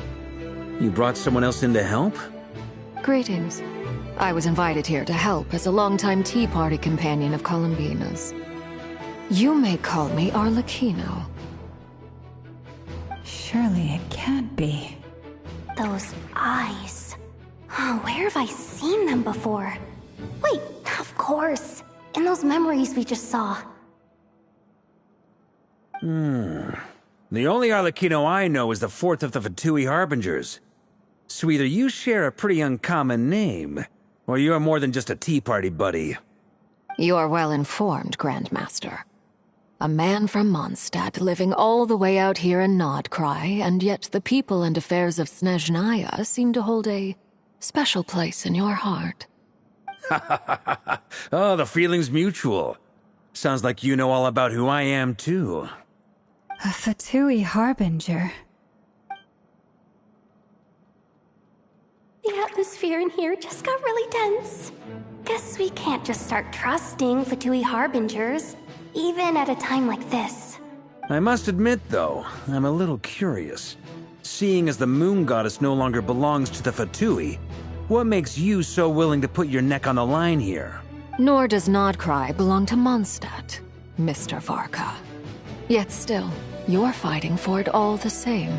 Things don't always have to have a tangible payoff. Sometimes, stopping things from spiraling out of control is a higher priority than chasing the spoils of victory. Of course, I can't say there's nothing in it for me at all. But that's between Columbina and myself. Forgive me. I don't mean to doubt you. It's just that the Fatui really have been the source of many of our troubles. We have our own way of doing things here in Nodcry. But ever since they arrived, the Fatui have treated us with nothing but hostility. I know there's been a lot of bad blood between us in the past. I've done my utmost to avoid friction whenever I could. But sometimes fundamental conflicts of interest simply can't be settled amicably. That's why I'm here solely in a personal capacity. This has nothing to do with the Fatui. As a gesture of good faith, I'll be frank. I can help Columbina track down the iridescent moon's marrow, which will help her restore more of her power. Anyway, what else is on the agenda? Let's begin. She says she'll be frank, then completely skips over the details. Looks like she doesn't want to give away too many secrets after all, but she clearly wants to change the subject. It'd be awkward if I tried to bring it up again now. I guess we'll just have to go along with it. She's the fourth of the Fatui Harbingers, after all. One look, and you can tell she's not someone you'd want to mess with.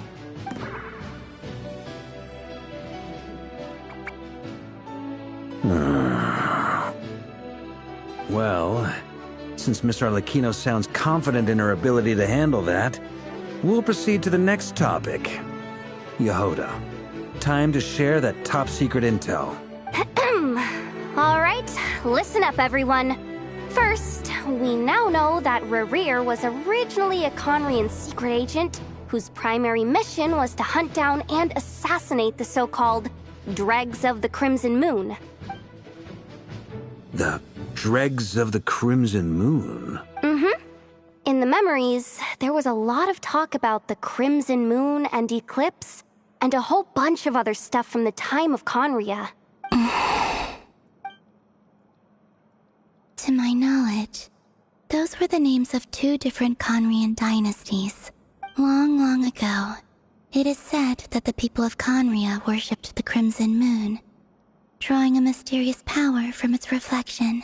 But one day, a coup saw the Crimson Moon eclipsed, hence the name of the new dynasty that replaced it, and how it became the new emblem of Conria. Still, long after the Crimson Moon dynasty had fallen, the last ruler of the Eclipse dynasty, the Vinster King, still coveted the secrets it left behind.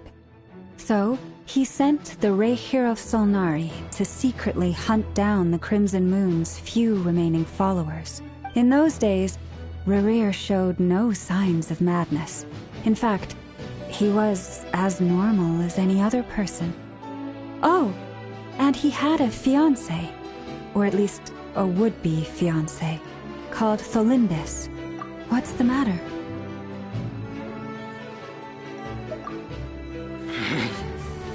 Stephanie, Granddaughter, Flinders.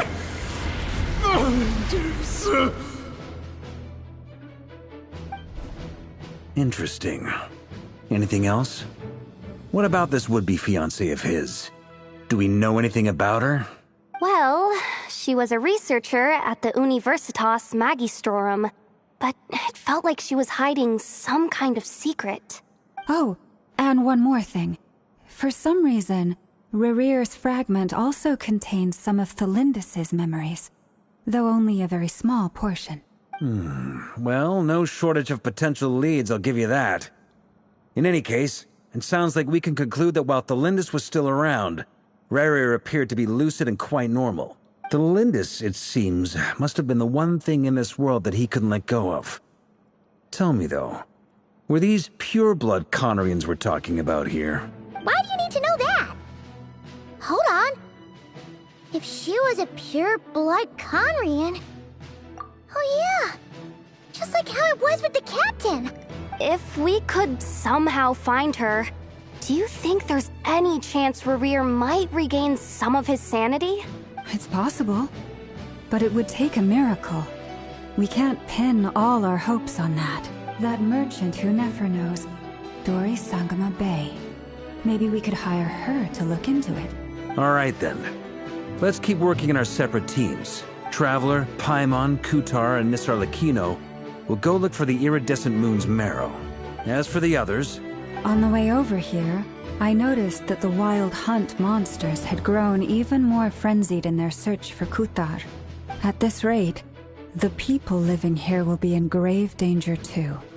So I'm thinking of gathering together some of our followers to go wipe them out. I'll head back to the curatorium and meet up with the boss. Feels good knowing we've all got something to be getting on with. Given that the Wild Hunt has been a lot more active lately, the Lightkeepers have likely begun their own operations too. If that is the case, someone will need to pass the news on to Flint's. I'll hold the fort for now, then discuss our next move with Flint's, Aino, and Anefa when they get back. All right then. Well, the clock's ticking. If that's everything, we'll be on our way. We'd better get moving too. We'll try to buy you as much time as we can. Relax. Just do your thing. Now, I decided to call in some backup since things are getting so hairy. Our reinforcements should be here any minute now. Stay safe, everyone. Dismissed.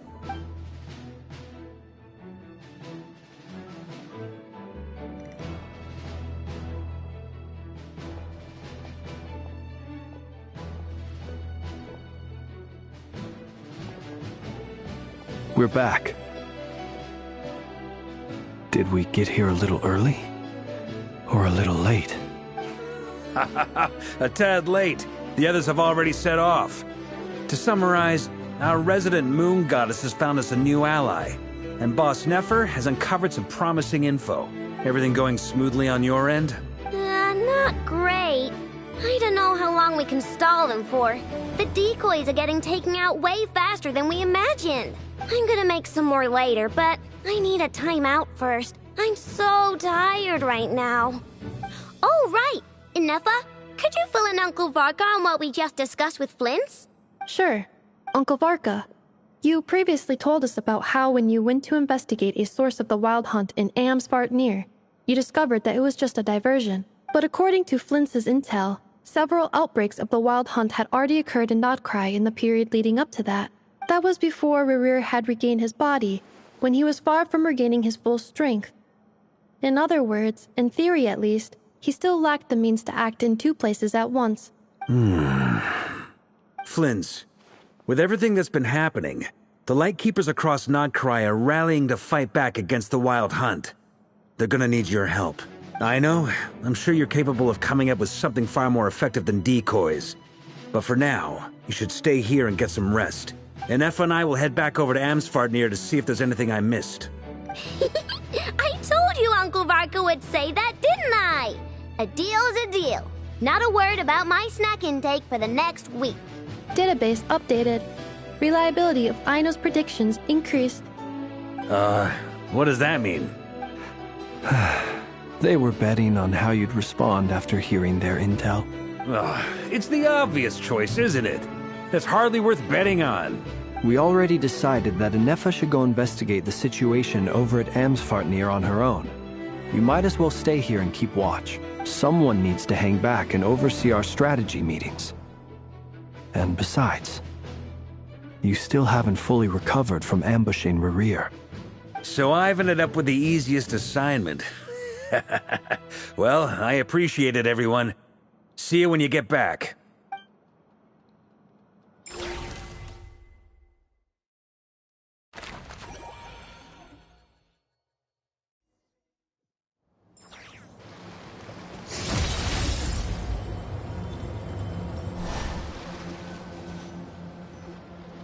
Here, this will serve as a good spot to cross over. Arlecchino, hold up a second. Since you brought us all this way, would you mind telling us what you've got planned? We still haven't got the slightest idea what's going on here. And if even Columbina doesn't know where the iridescent moon's marrow is, how do you? Simple. Because I am an inheritor of the royal bloodline of the Crimson Moon, and one of the last surviving embers of the Two Worlds' flames. Huh? Are you serious? Isn't you're a descendant of that Crimson Moon dynasty we were just talking about? The one from ancient Conria? Your surprise is understandable. I was also taken aback when I first learned of it. But the more I thought about it, the more I realized the signs had been there all along. When I was young, I discovered I could wield a very special kind of fire. It coursed like blood through my veins and smoldered away inside my nerves. What's more, whenever I experienced strong bursts of emotion or drew too deeply on this power, it was like some kind of presence within the fire would begin to gnaw away at me, consuming me from the inside out. Exactly. That is why my hands are like this, too. At first, I saw it only as a curse, but once I became a harbinger, the jester apprised me of the truth. Together with my own investigations over the past few years, there are several things that I have gradually come to understand. For instance, take the so-called Crimson Moon. In truth, it is nothing more than the shattered remnants of the iridescent moon, fused with the abyss to prolong its lifespan. Since this blood flame was bestowed upon me by the Crimson Moon, it is a fusion of the iridescent moon's former power and the corruption of the abyss. You all understand the nature of the abyss well enough. I draw upon its power, and in return, it hungers for my soul. This strange blackness is the mark of corruption it has left behind. If I recall correctly, You once told me that if the corruption ever made it to your heart, you'd become a completely different person. Yes. And that's the reason I'm always careful not to push my power too far. It's essentially a never-ending tug of war. Oh, sounds intense. Anyway, the rest of my story can wait. Is there anything else about the Crimson Moon or the Iridescent Moon that you're unclear about? Paimon has a question. So, the crimson moon that the Karians used to worship was actually the iridescent moon, right? Which was one of the three moon sisters. Does that mean that the Karians were to the crimson moon as the frost moon scions are to the frost moon? So much of that history has been lost. We have no way of knowing exactly what they were like.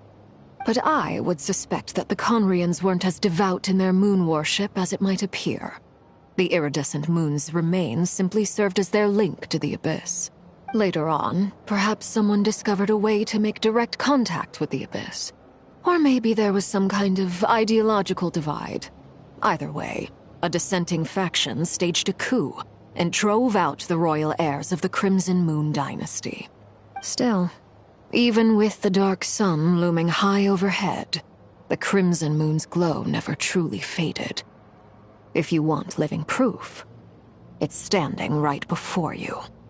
The first time we met, I sensed something familiar in your presence. When I looked at you, I felt I could see that mysterious red moon in the corner of my eye. In your flames, I saw its broken image, surrounded by a strange black aura. Well, I appreciate that you kept it to yourself. Much about the Crimson Moon is still a mystery, and I'd prefer not to end up as the object of an insane research project. Anyway, time is against us here, so if there's any other questions, they'll have to wait. I just want to make sure I've got one thing straight. In her letter, Sandrone mentioned that since you are unable to contain the iridescent moon's marrow yourself, you intend to leave it in my custody. Correct? That's right. For now, it's the only way I can pay you back for your help. The iridescent moon is already part of who you are. So with its marrow in your possession, you'll be even more powerful than before. Deal. Then let's get started. Get what started? What does this place have to do with the Crimson Moon? When I first became a Harbinger, the Jester gave me a book called Paranhari, also known as Leobranto Inamorato. You should be able to buy a copy next time you're in Fontaine. It's a love story set in the Crimson Moon era. But setting aside the tangled romances of its characters, it also records a few interesting details. In the Crimson Moon era, or so the story goes, there was an orphanage that received children from beyond the bounds of this world, and subjected them to a peculiar induction ceremony. Beyond the bounds of this world? For real? And what kind of induction ceremony? The Crimson Moon sages looked beyond this world for beings with powers that surpassed the gods. But fearing they might lose control, they subjected these children to a process of refinement. They made these children crawl up a fireplace and kept asking them, "Have you died? Did you see it?"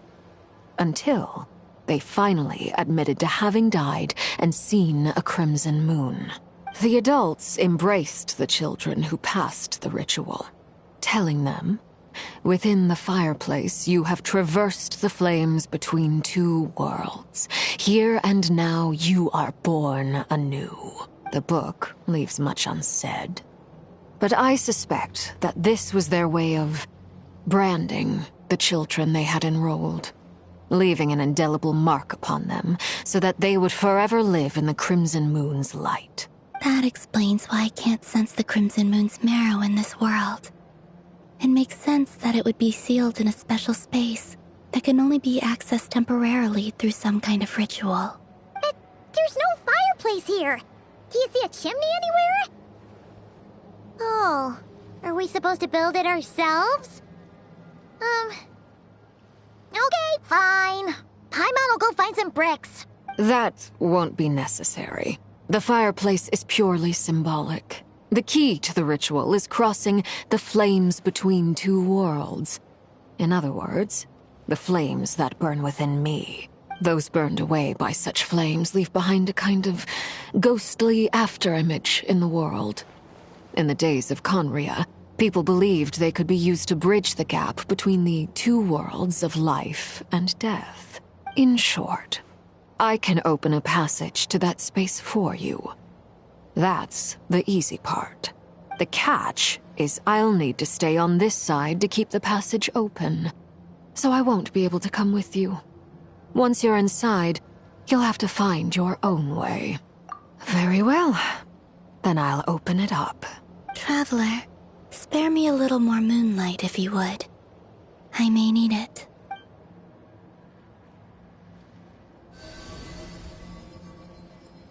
Thank you.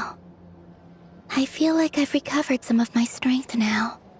It should be enough to move us across short distances and confront whatever dangers might await.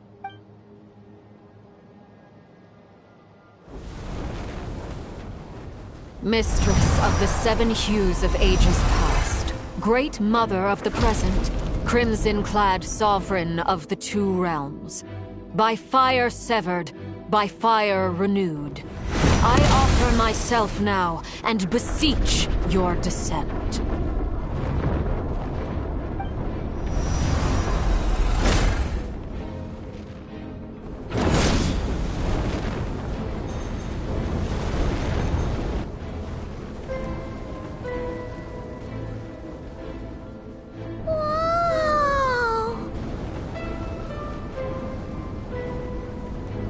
One word of advice.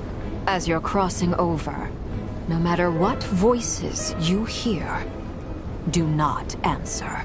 Got it! I sense a sinister gloom inside, but also the familiar light of the moon. I feel that I am about to meet an old friend who has changed beyond all recognition. All right, let's go.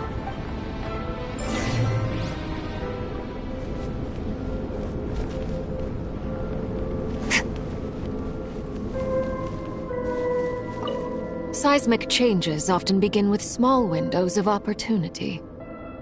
This could be your window.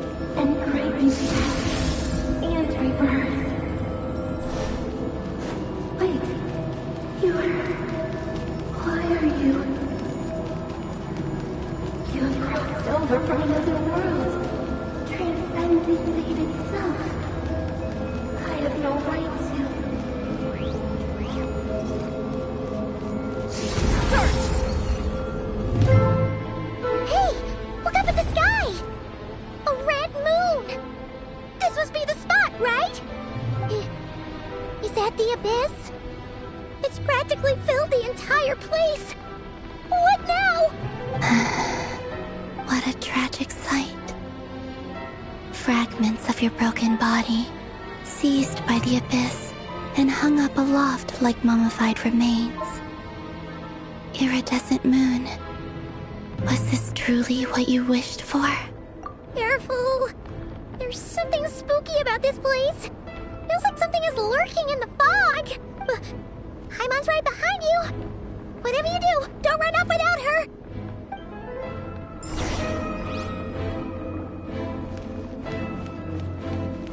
By the way, Kalmina, didn't you tell us that the iridescent moon had shattered into pieces? The moon up there looks pretty whole to Paimon. How is that possible?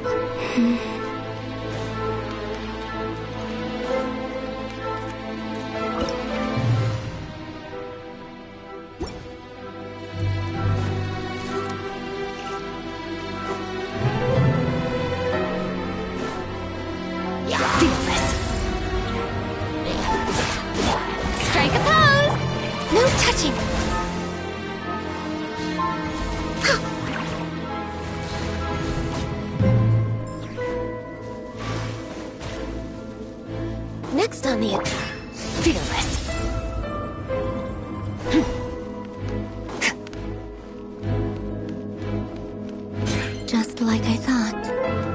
was only a facade.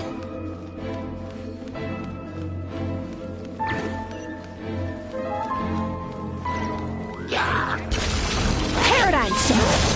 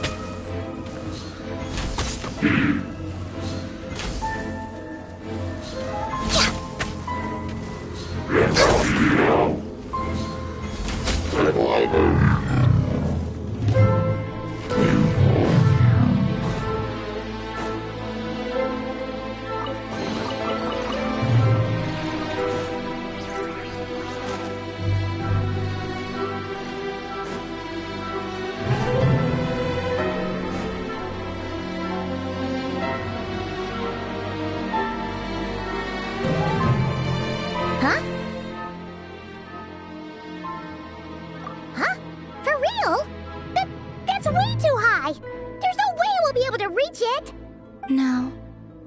I'm not sensing anything up there. It's coming from under the mountain. Let's see. Ah! There's some kind of weird shadow over the water. Wait, see that? Looks like a mechanism of some sort. Let's check it out.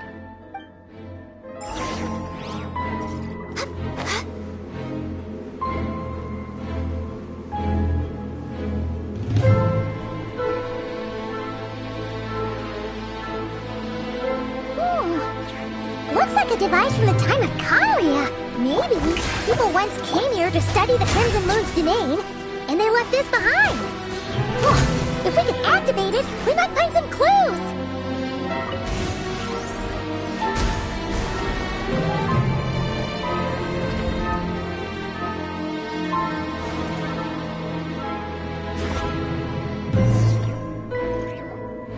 Hey, look at that! Now that the mechanism's running, the shadow in the water looks different. Do you think these mechanisms might be the key to unlocking the secret? Let's try to find more of them! Felindis, we'll leave the rest of the research in your hands. We'll be heading back now. I hope this isn't ruining date night. Ugh. Mind your own business. Just leave me some snacks on the table. Felindis? Is that Rear's girlfriend? How come we're hearing her voice here? Oh yeah.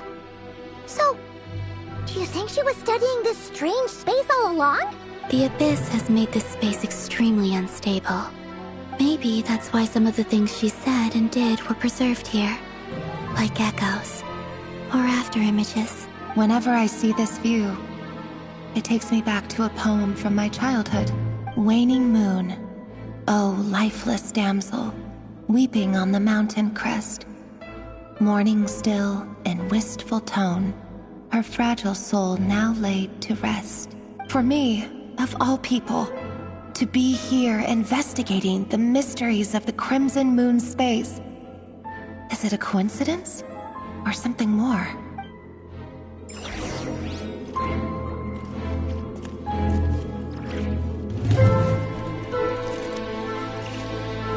We're waiting. Yoo-hoo! Born of ice and frost.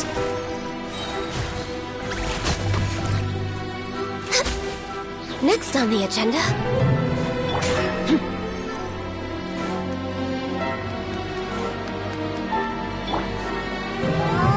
Looks like the Abyss has messed up this mechanism. We need to find a way to get it working again. Let's see if there are any other devices nearby.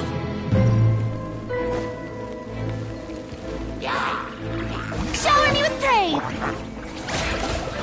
For Rex Lapis! No touching! Born of ice and frost.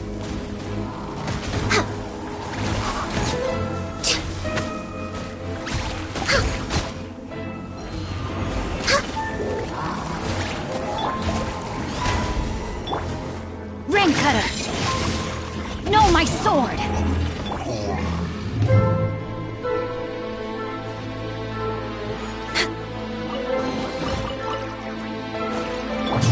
Merciless.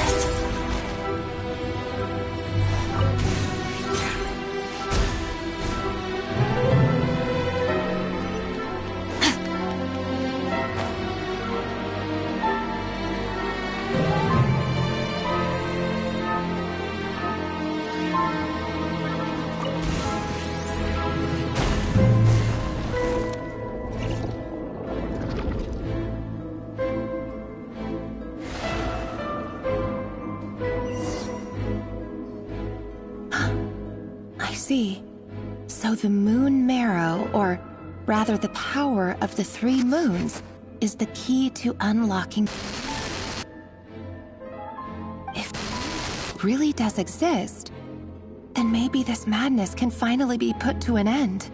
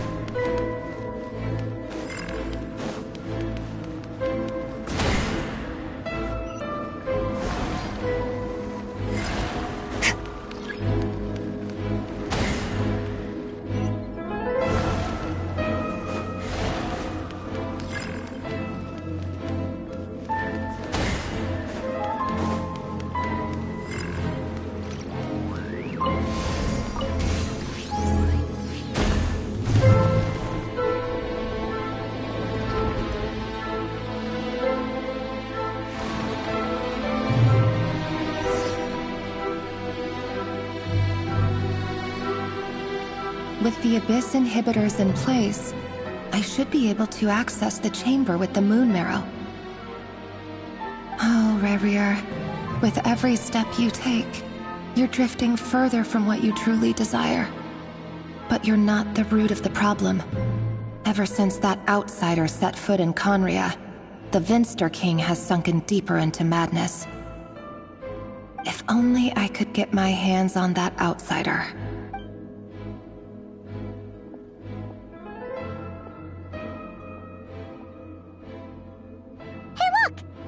Reflection is back to normal. Felindus's voice mentioned a chamber with the moon marrow. Do you think maybe it's hidden in the moon's reflection? It must be. For within it, I sense the fragile aura of a dying soul. Then there's no time to lose! Let's go!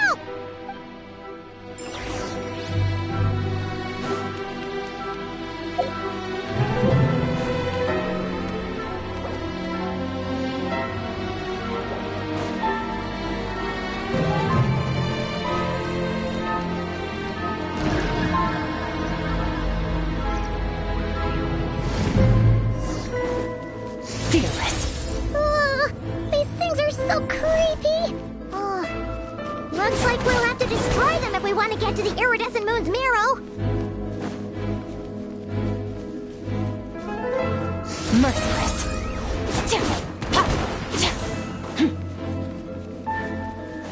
That must be the iridescent moon's marrow! Oh, we'll need to destroy these things before we can reach it!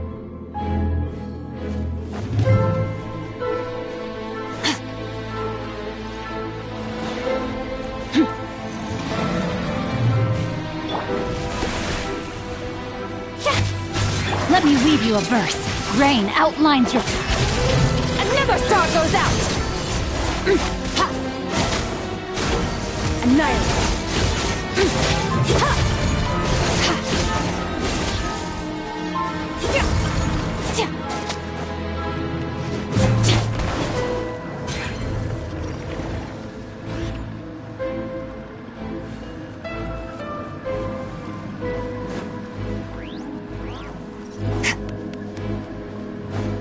merciless.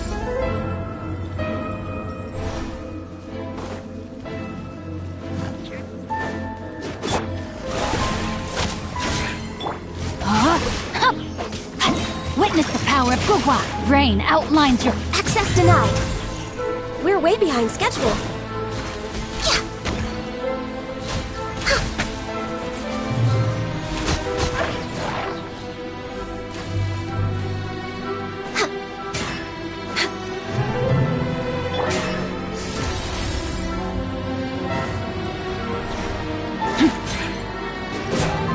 Hang in there! We're so close!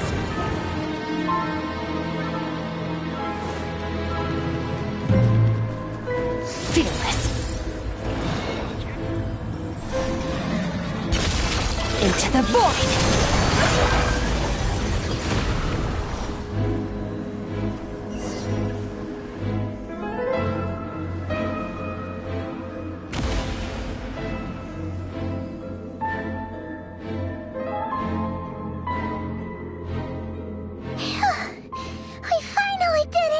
The iridescent moon's marrow, still burning away like an undying flame, yet now contaminated by the abyss.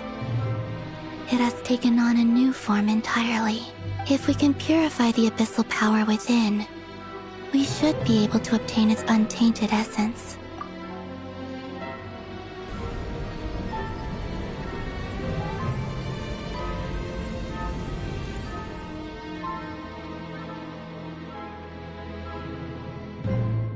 It's so cold. Is it you? Are you here? Huh? Are you talking to us? At long last, I can see you once more. Our fates have crossed, and I am finally free. I'm sorry, I lied to you. Even knowing what was to come, I still couldn't let go of the fear in my heart. As death drew near, the moment the moon shattered, my body began to split apart piece by piece. Like I was being cut into pieces by 1,000 blunt blades. My thoughts scattered as the cold crept in. But I could not bear to fade away like that. Tell me, what was it that brought you to us all that time ago? If only I had possessed your courage, then I might have been spared this torment, more painful than death. You look so puzzled. That's how I felt too when I first saw you. But trust me when I say that everything happens for a reason. Farewell, Hypo.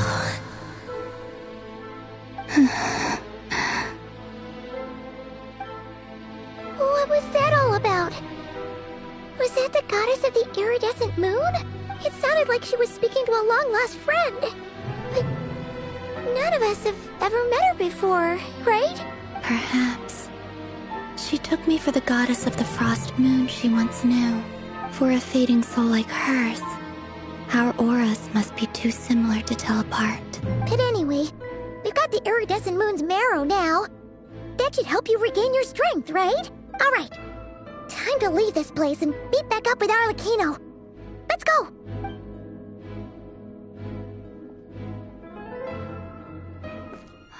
That's odd. This place looks different than when we came in. Waning moon, huh? O lifeless damsel. Oh.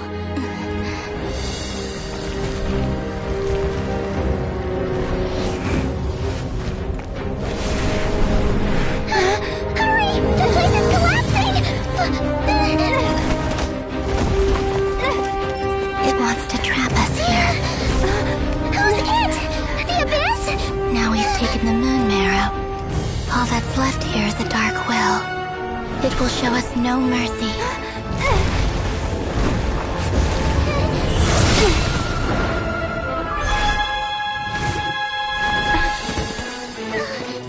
Give it back! The crimson moons! My marrow! My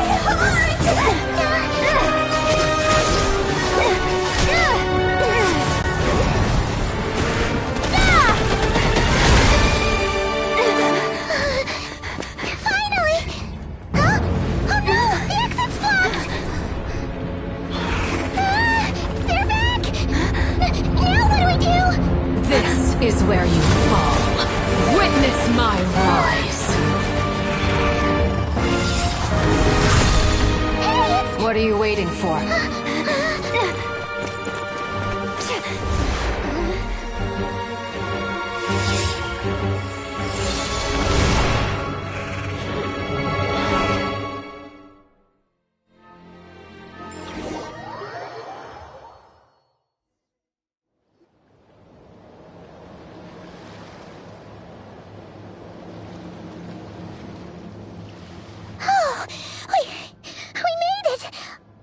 You, Arlecchino? Did you save us? Wait, your hands! They're... Oh, this? Don't worry. It's a small price to pay. The Abyss wanted to trap you inside, and I defied its will by bringing you out. No wonder it's a little angry.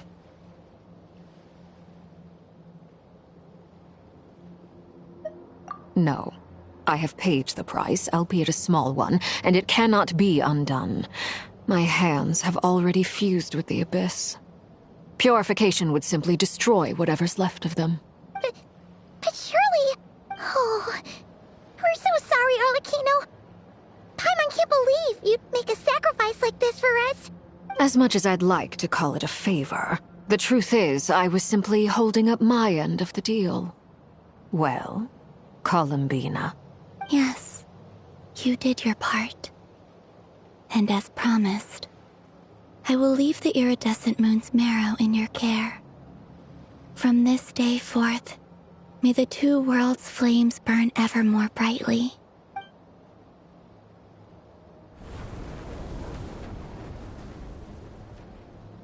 I'll take that as a blessing.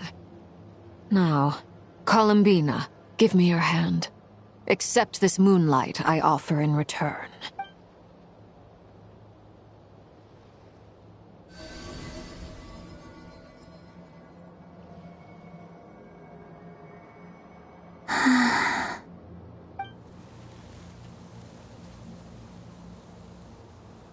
Feeling stronger? Hey,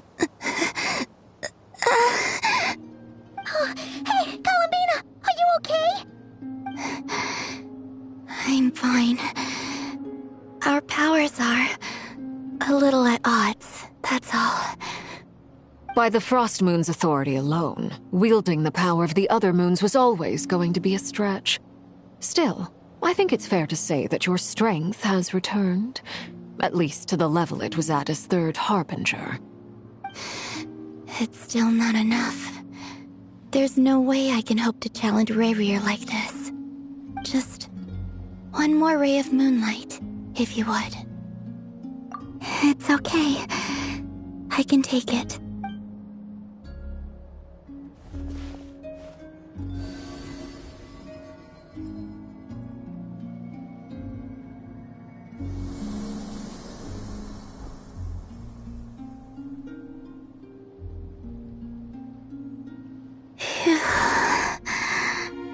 How about now? Fighting fit? At the very least, I won't have to stay hidden like before. I want to see him gone from Nodcry. The Rayheir of Solnari and his wild hunt must be sent back where they belong. Well, it's good to have something to aim for. You certainly seem more alive now than you did earlier. When I first met you, you didn't strike me as a ray of moonlight. More like a wisp of fog drifting in from who knows where, ready to scatter at the first sign of a breeze. But now, you're full of vitality. Just like the Frost Moon, once the brightest of them all. May you keep shining, Columbina. This is who you are. Thank you. Look after yourself too, Arlecchino.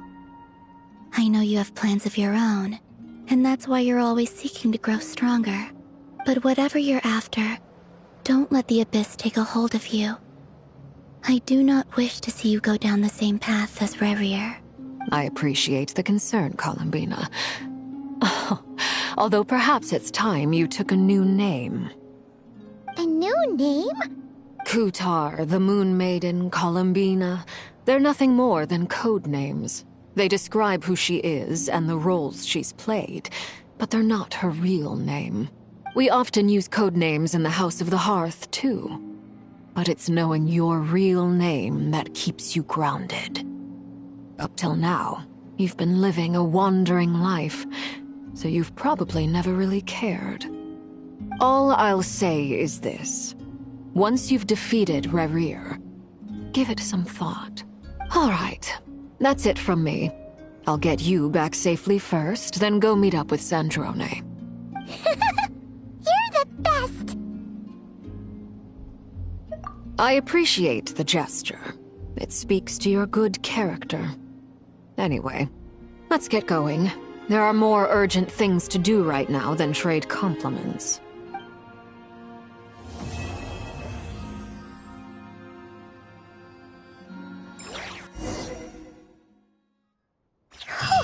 It was a close call, but we got the iridescent moon's marrow and restored Columbina's strength, and that's all that matters. In other words, mission accomplished. Paimon wonders how everyone else is doing.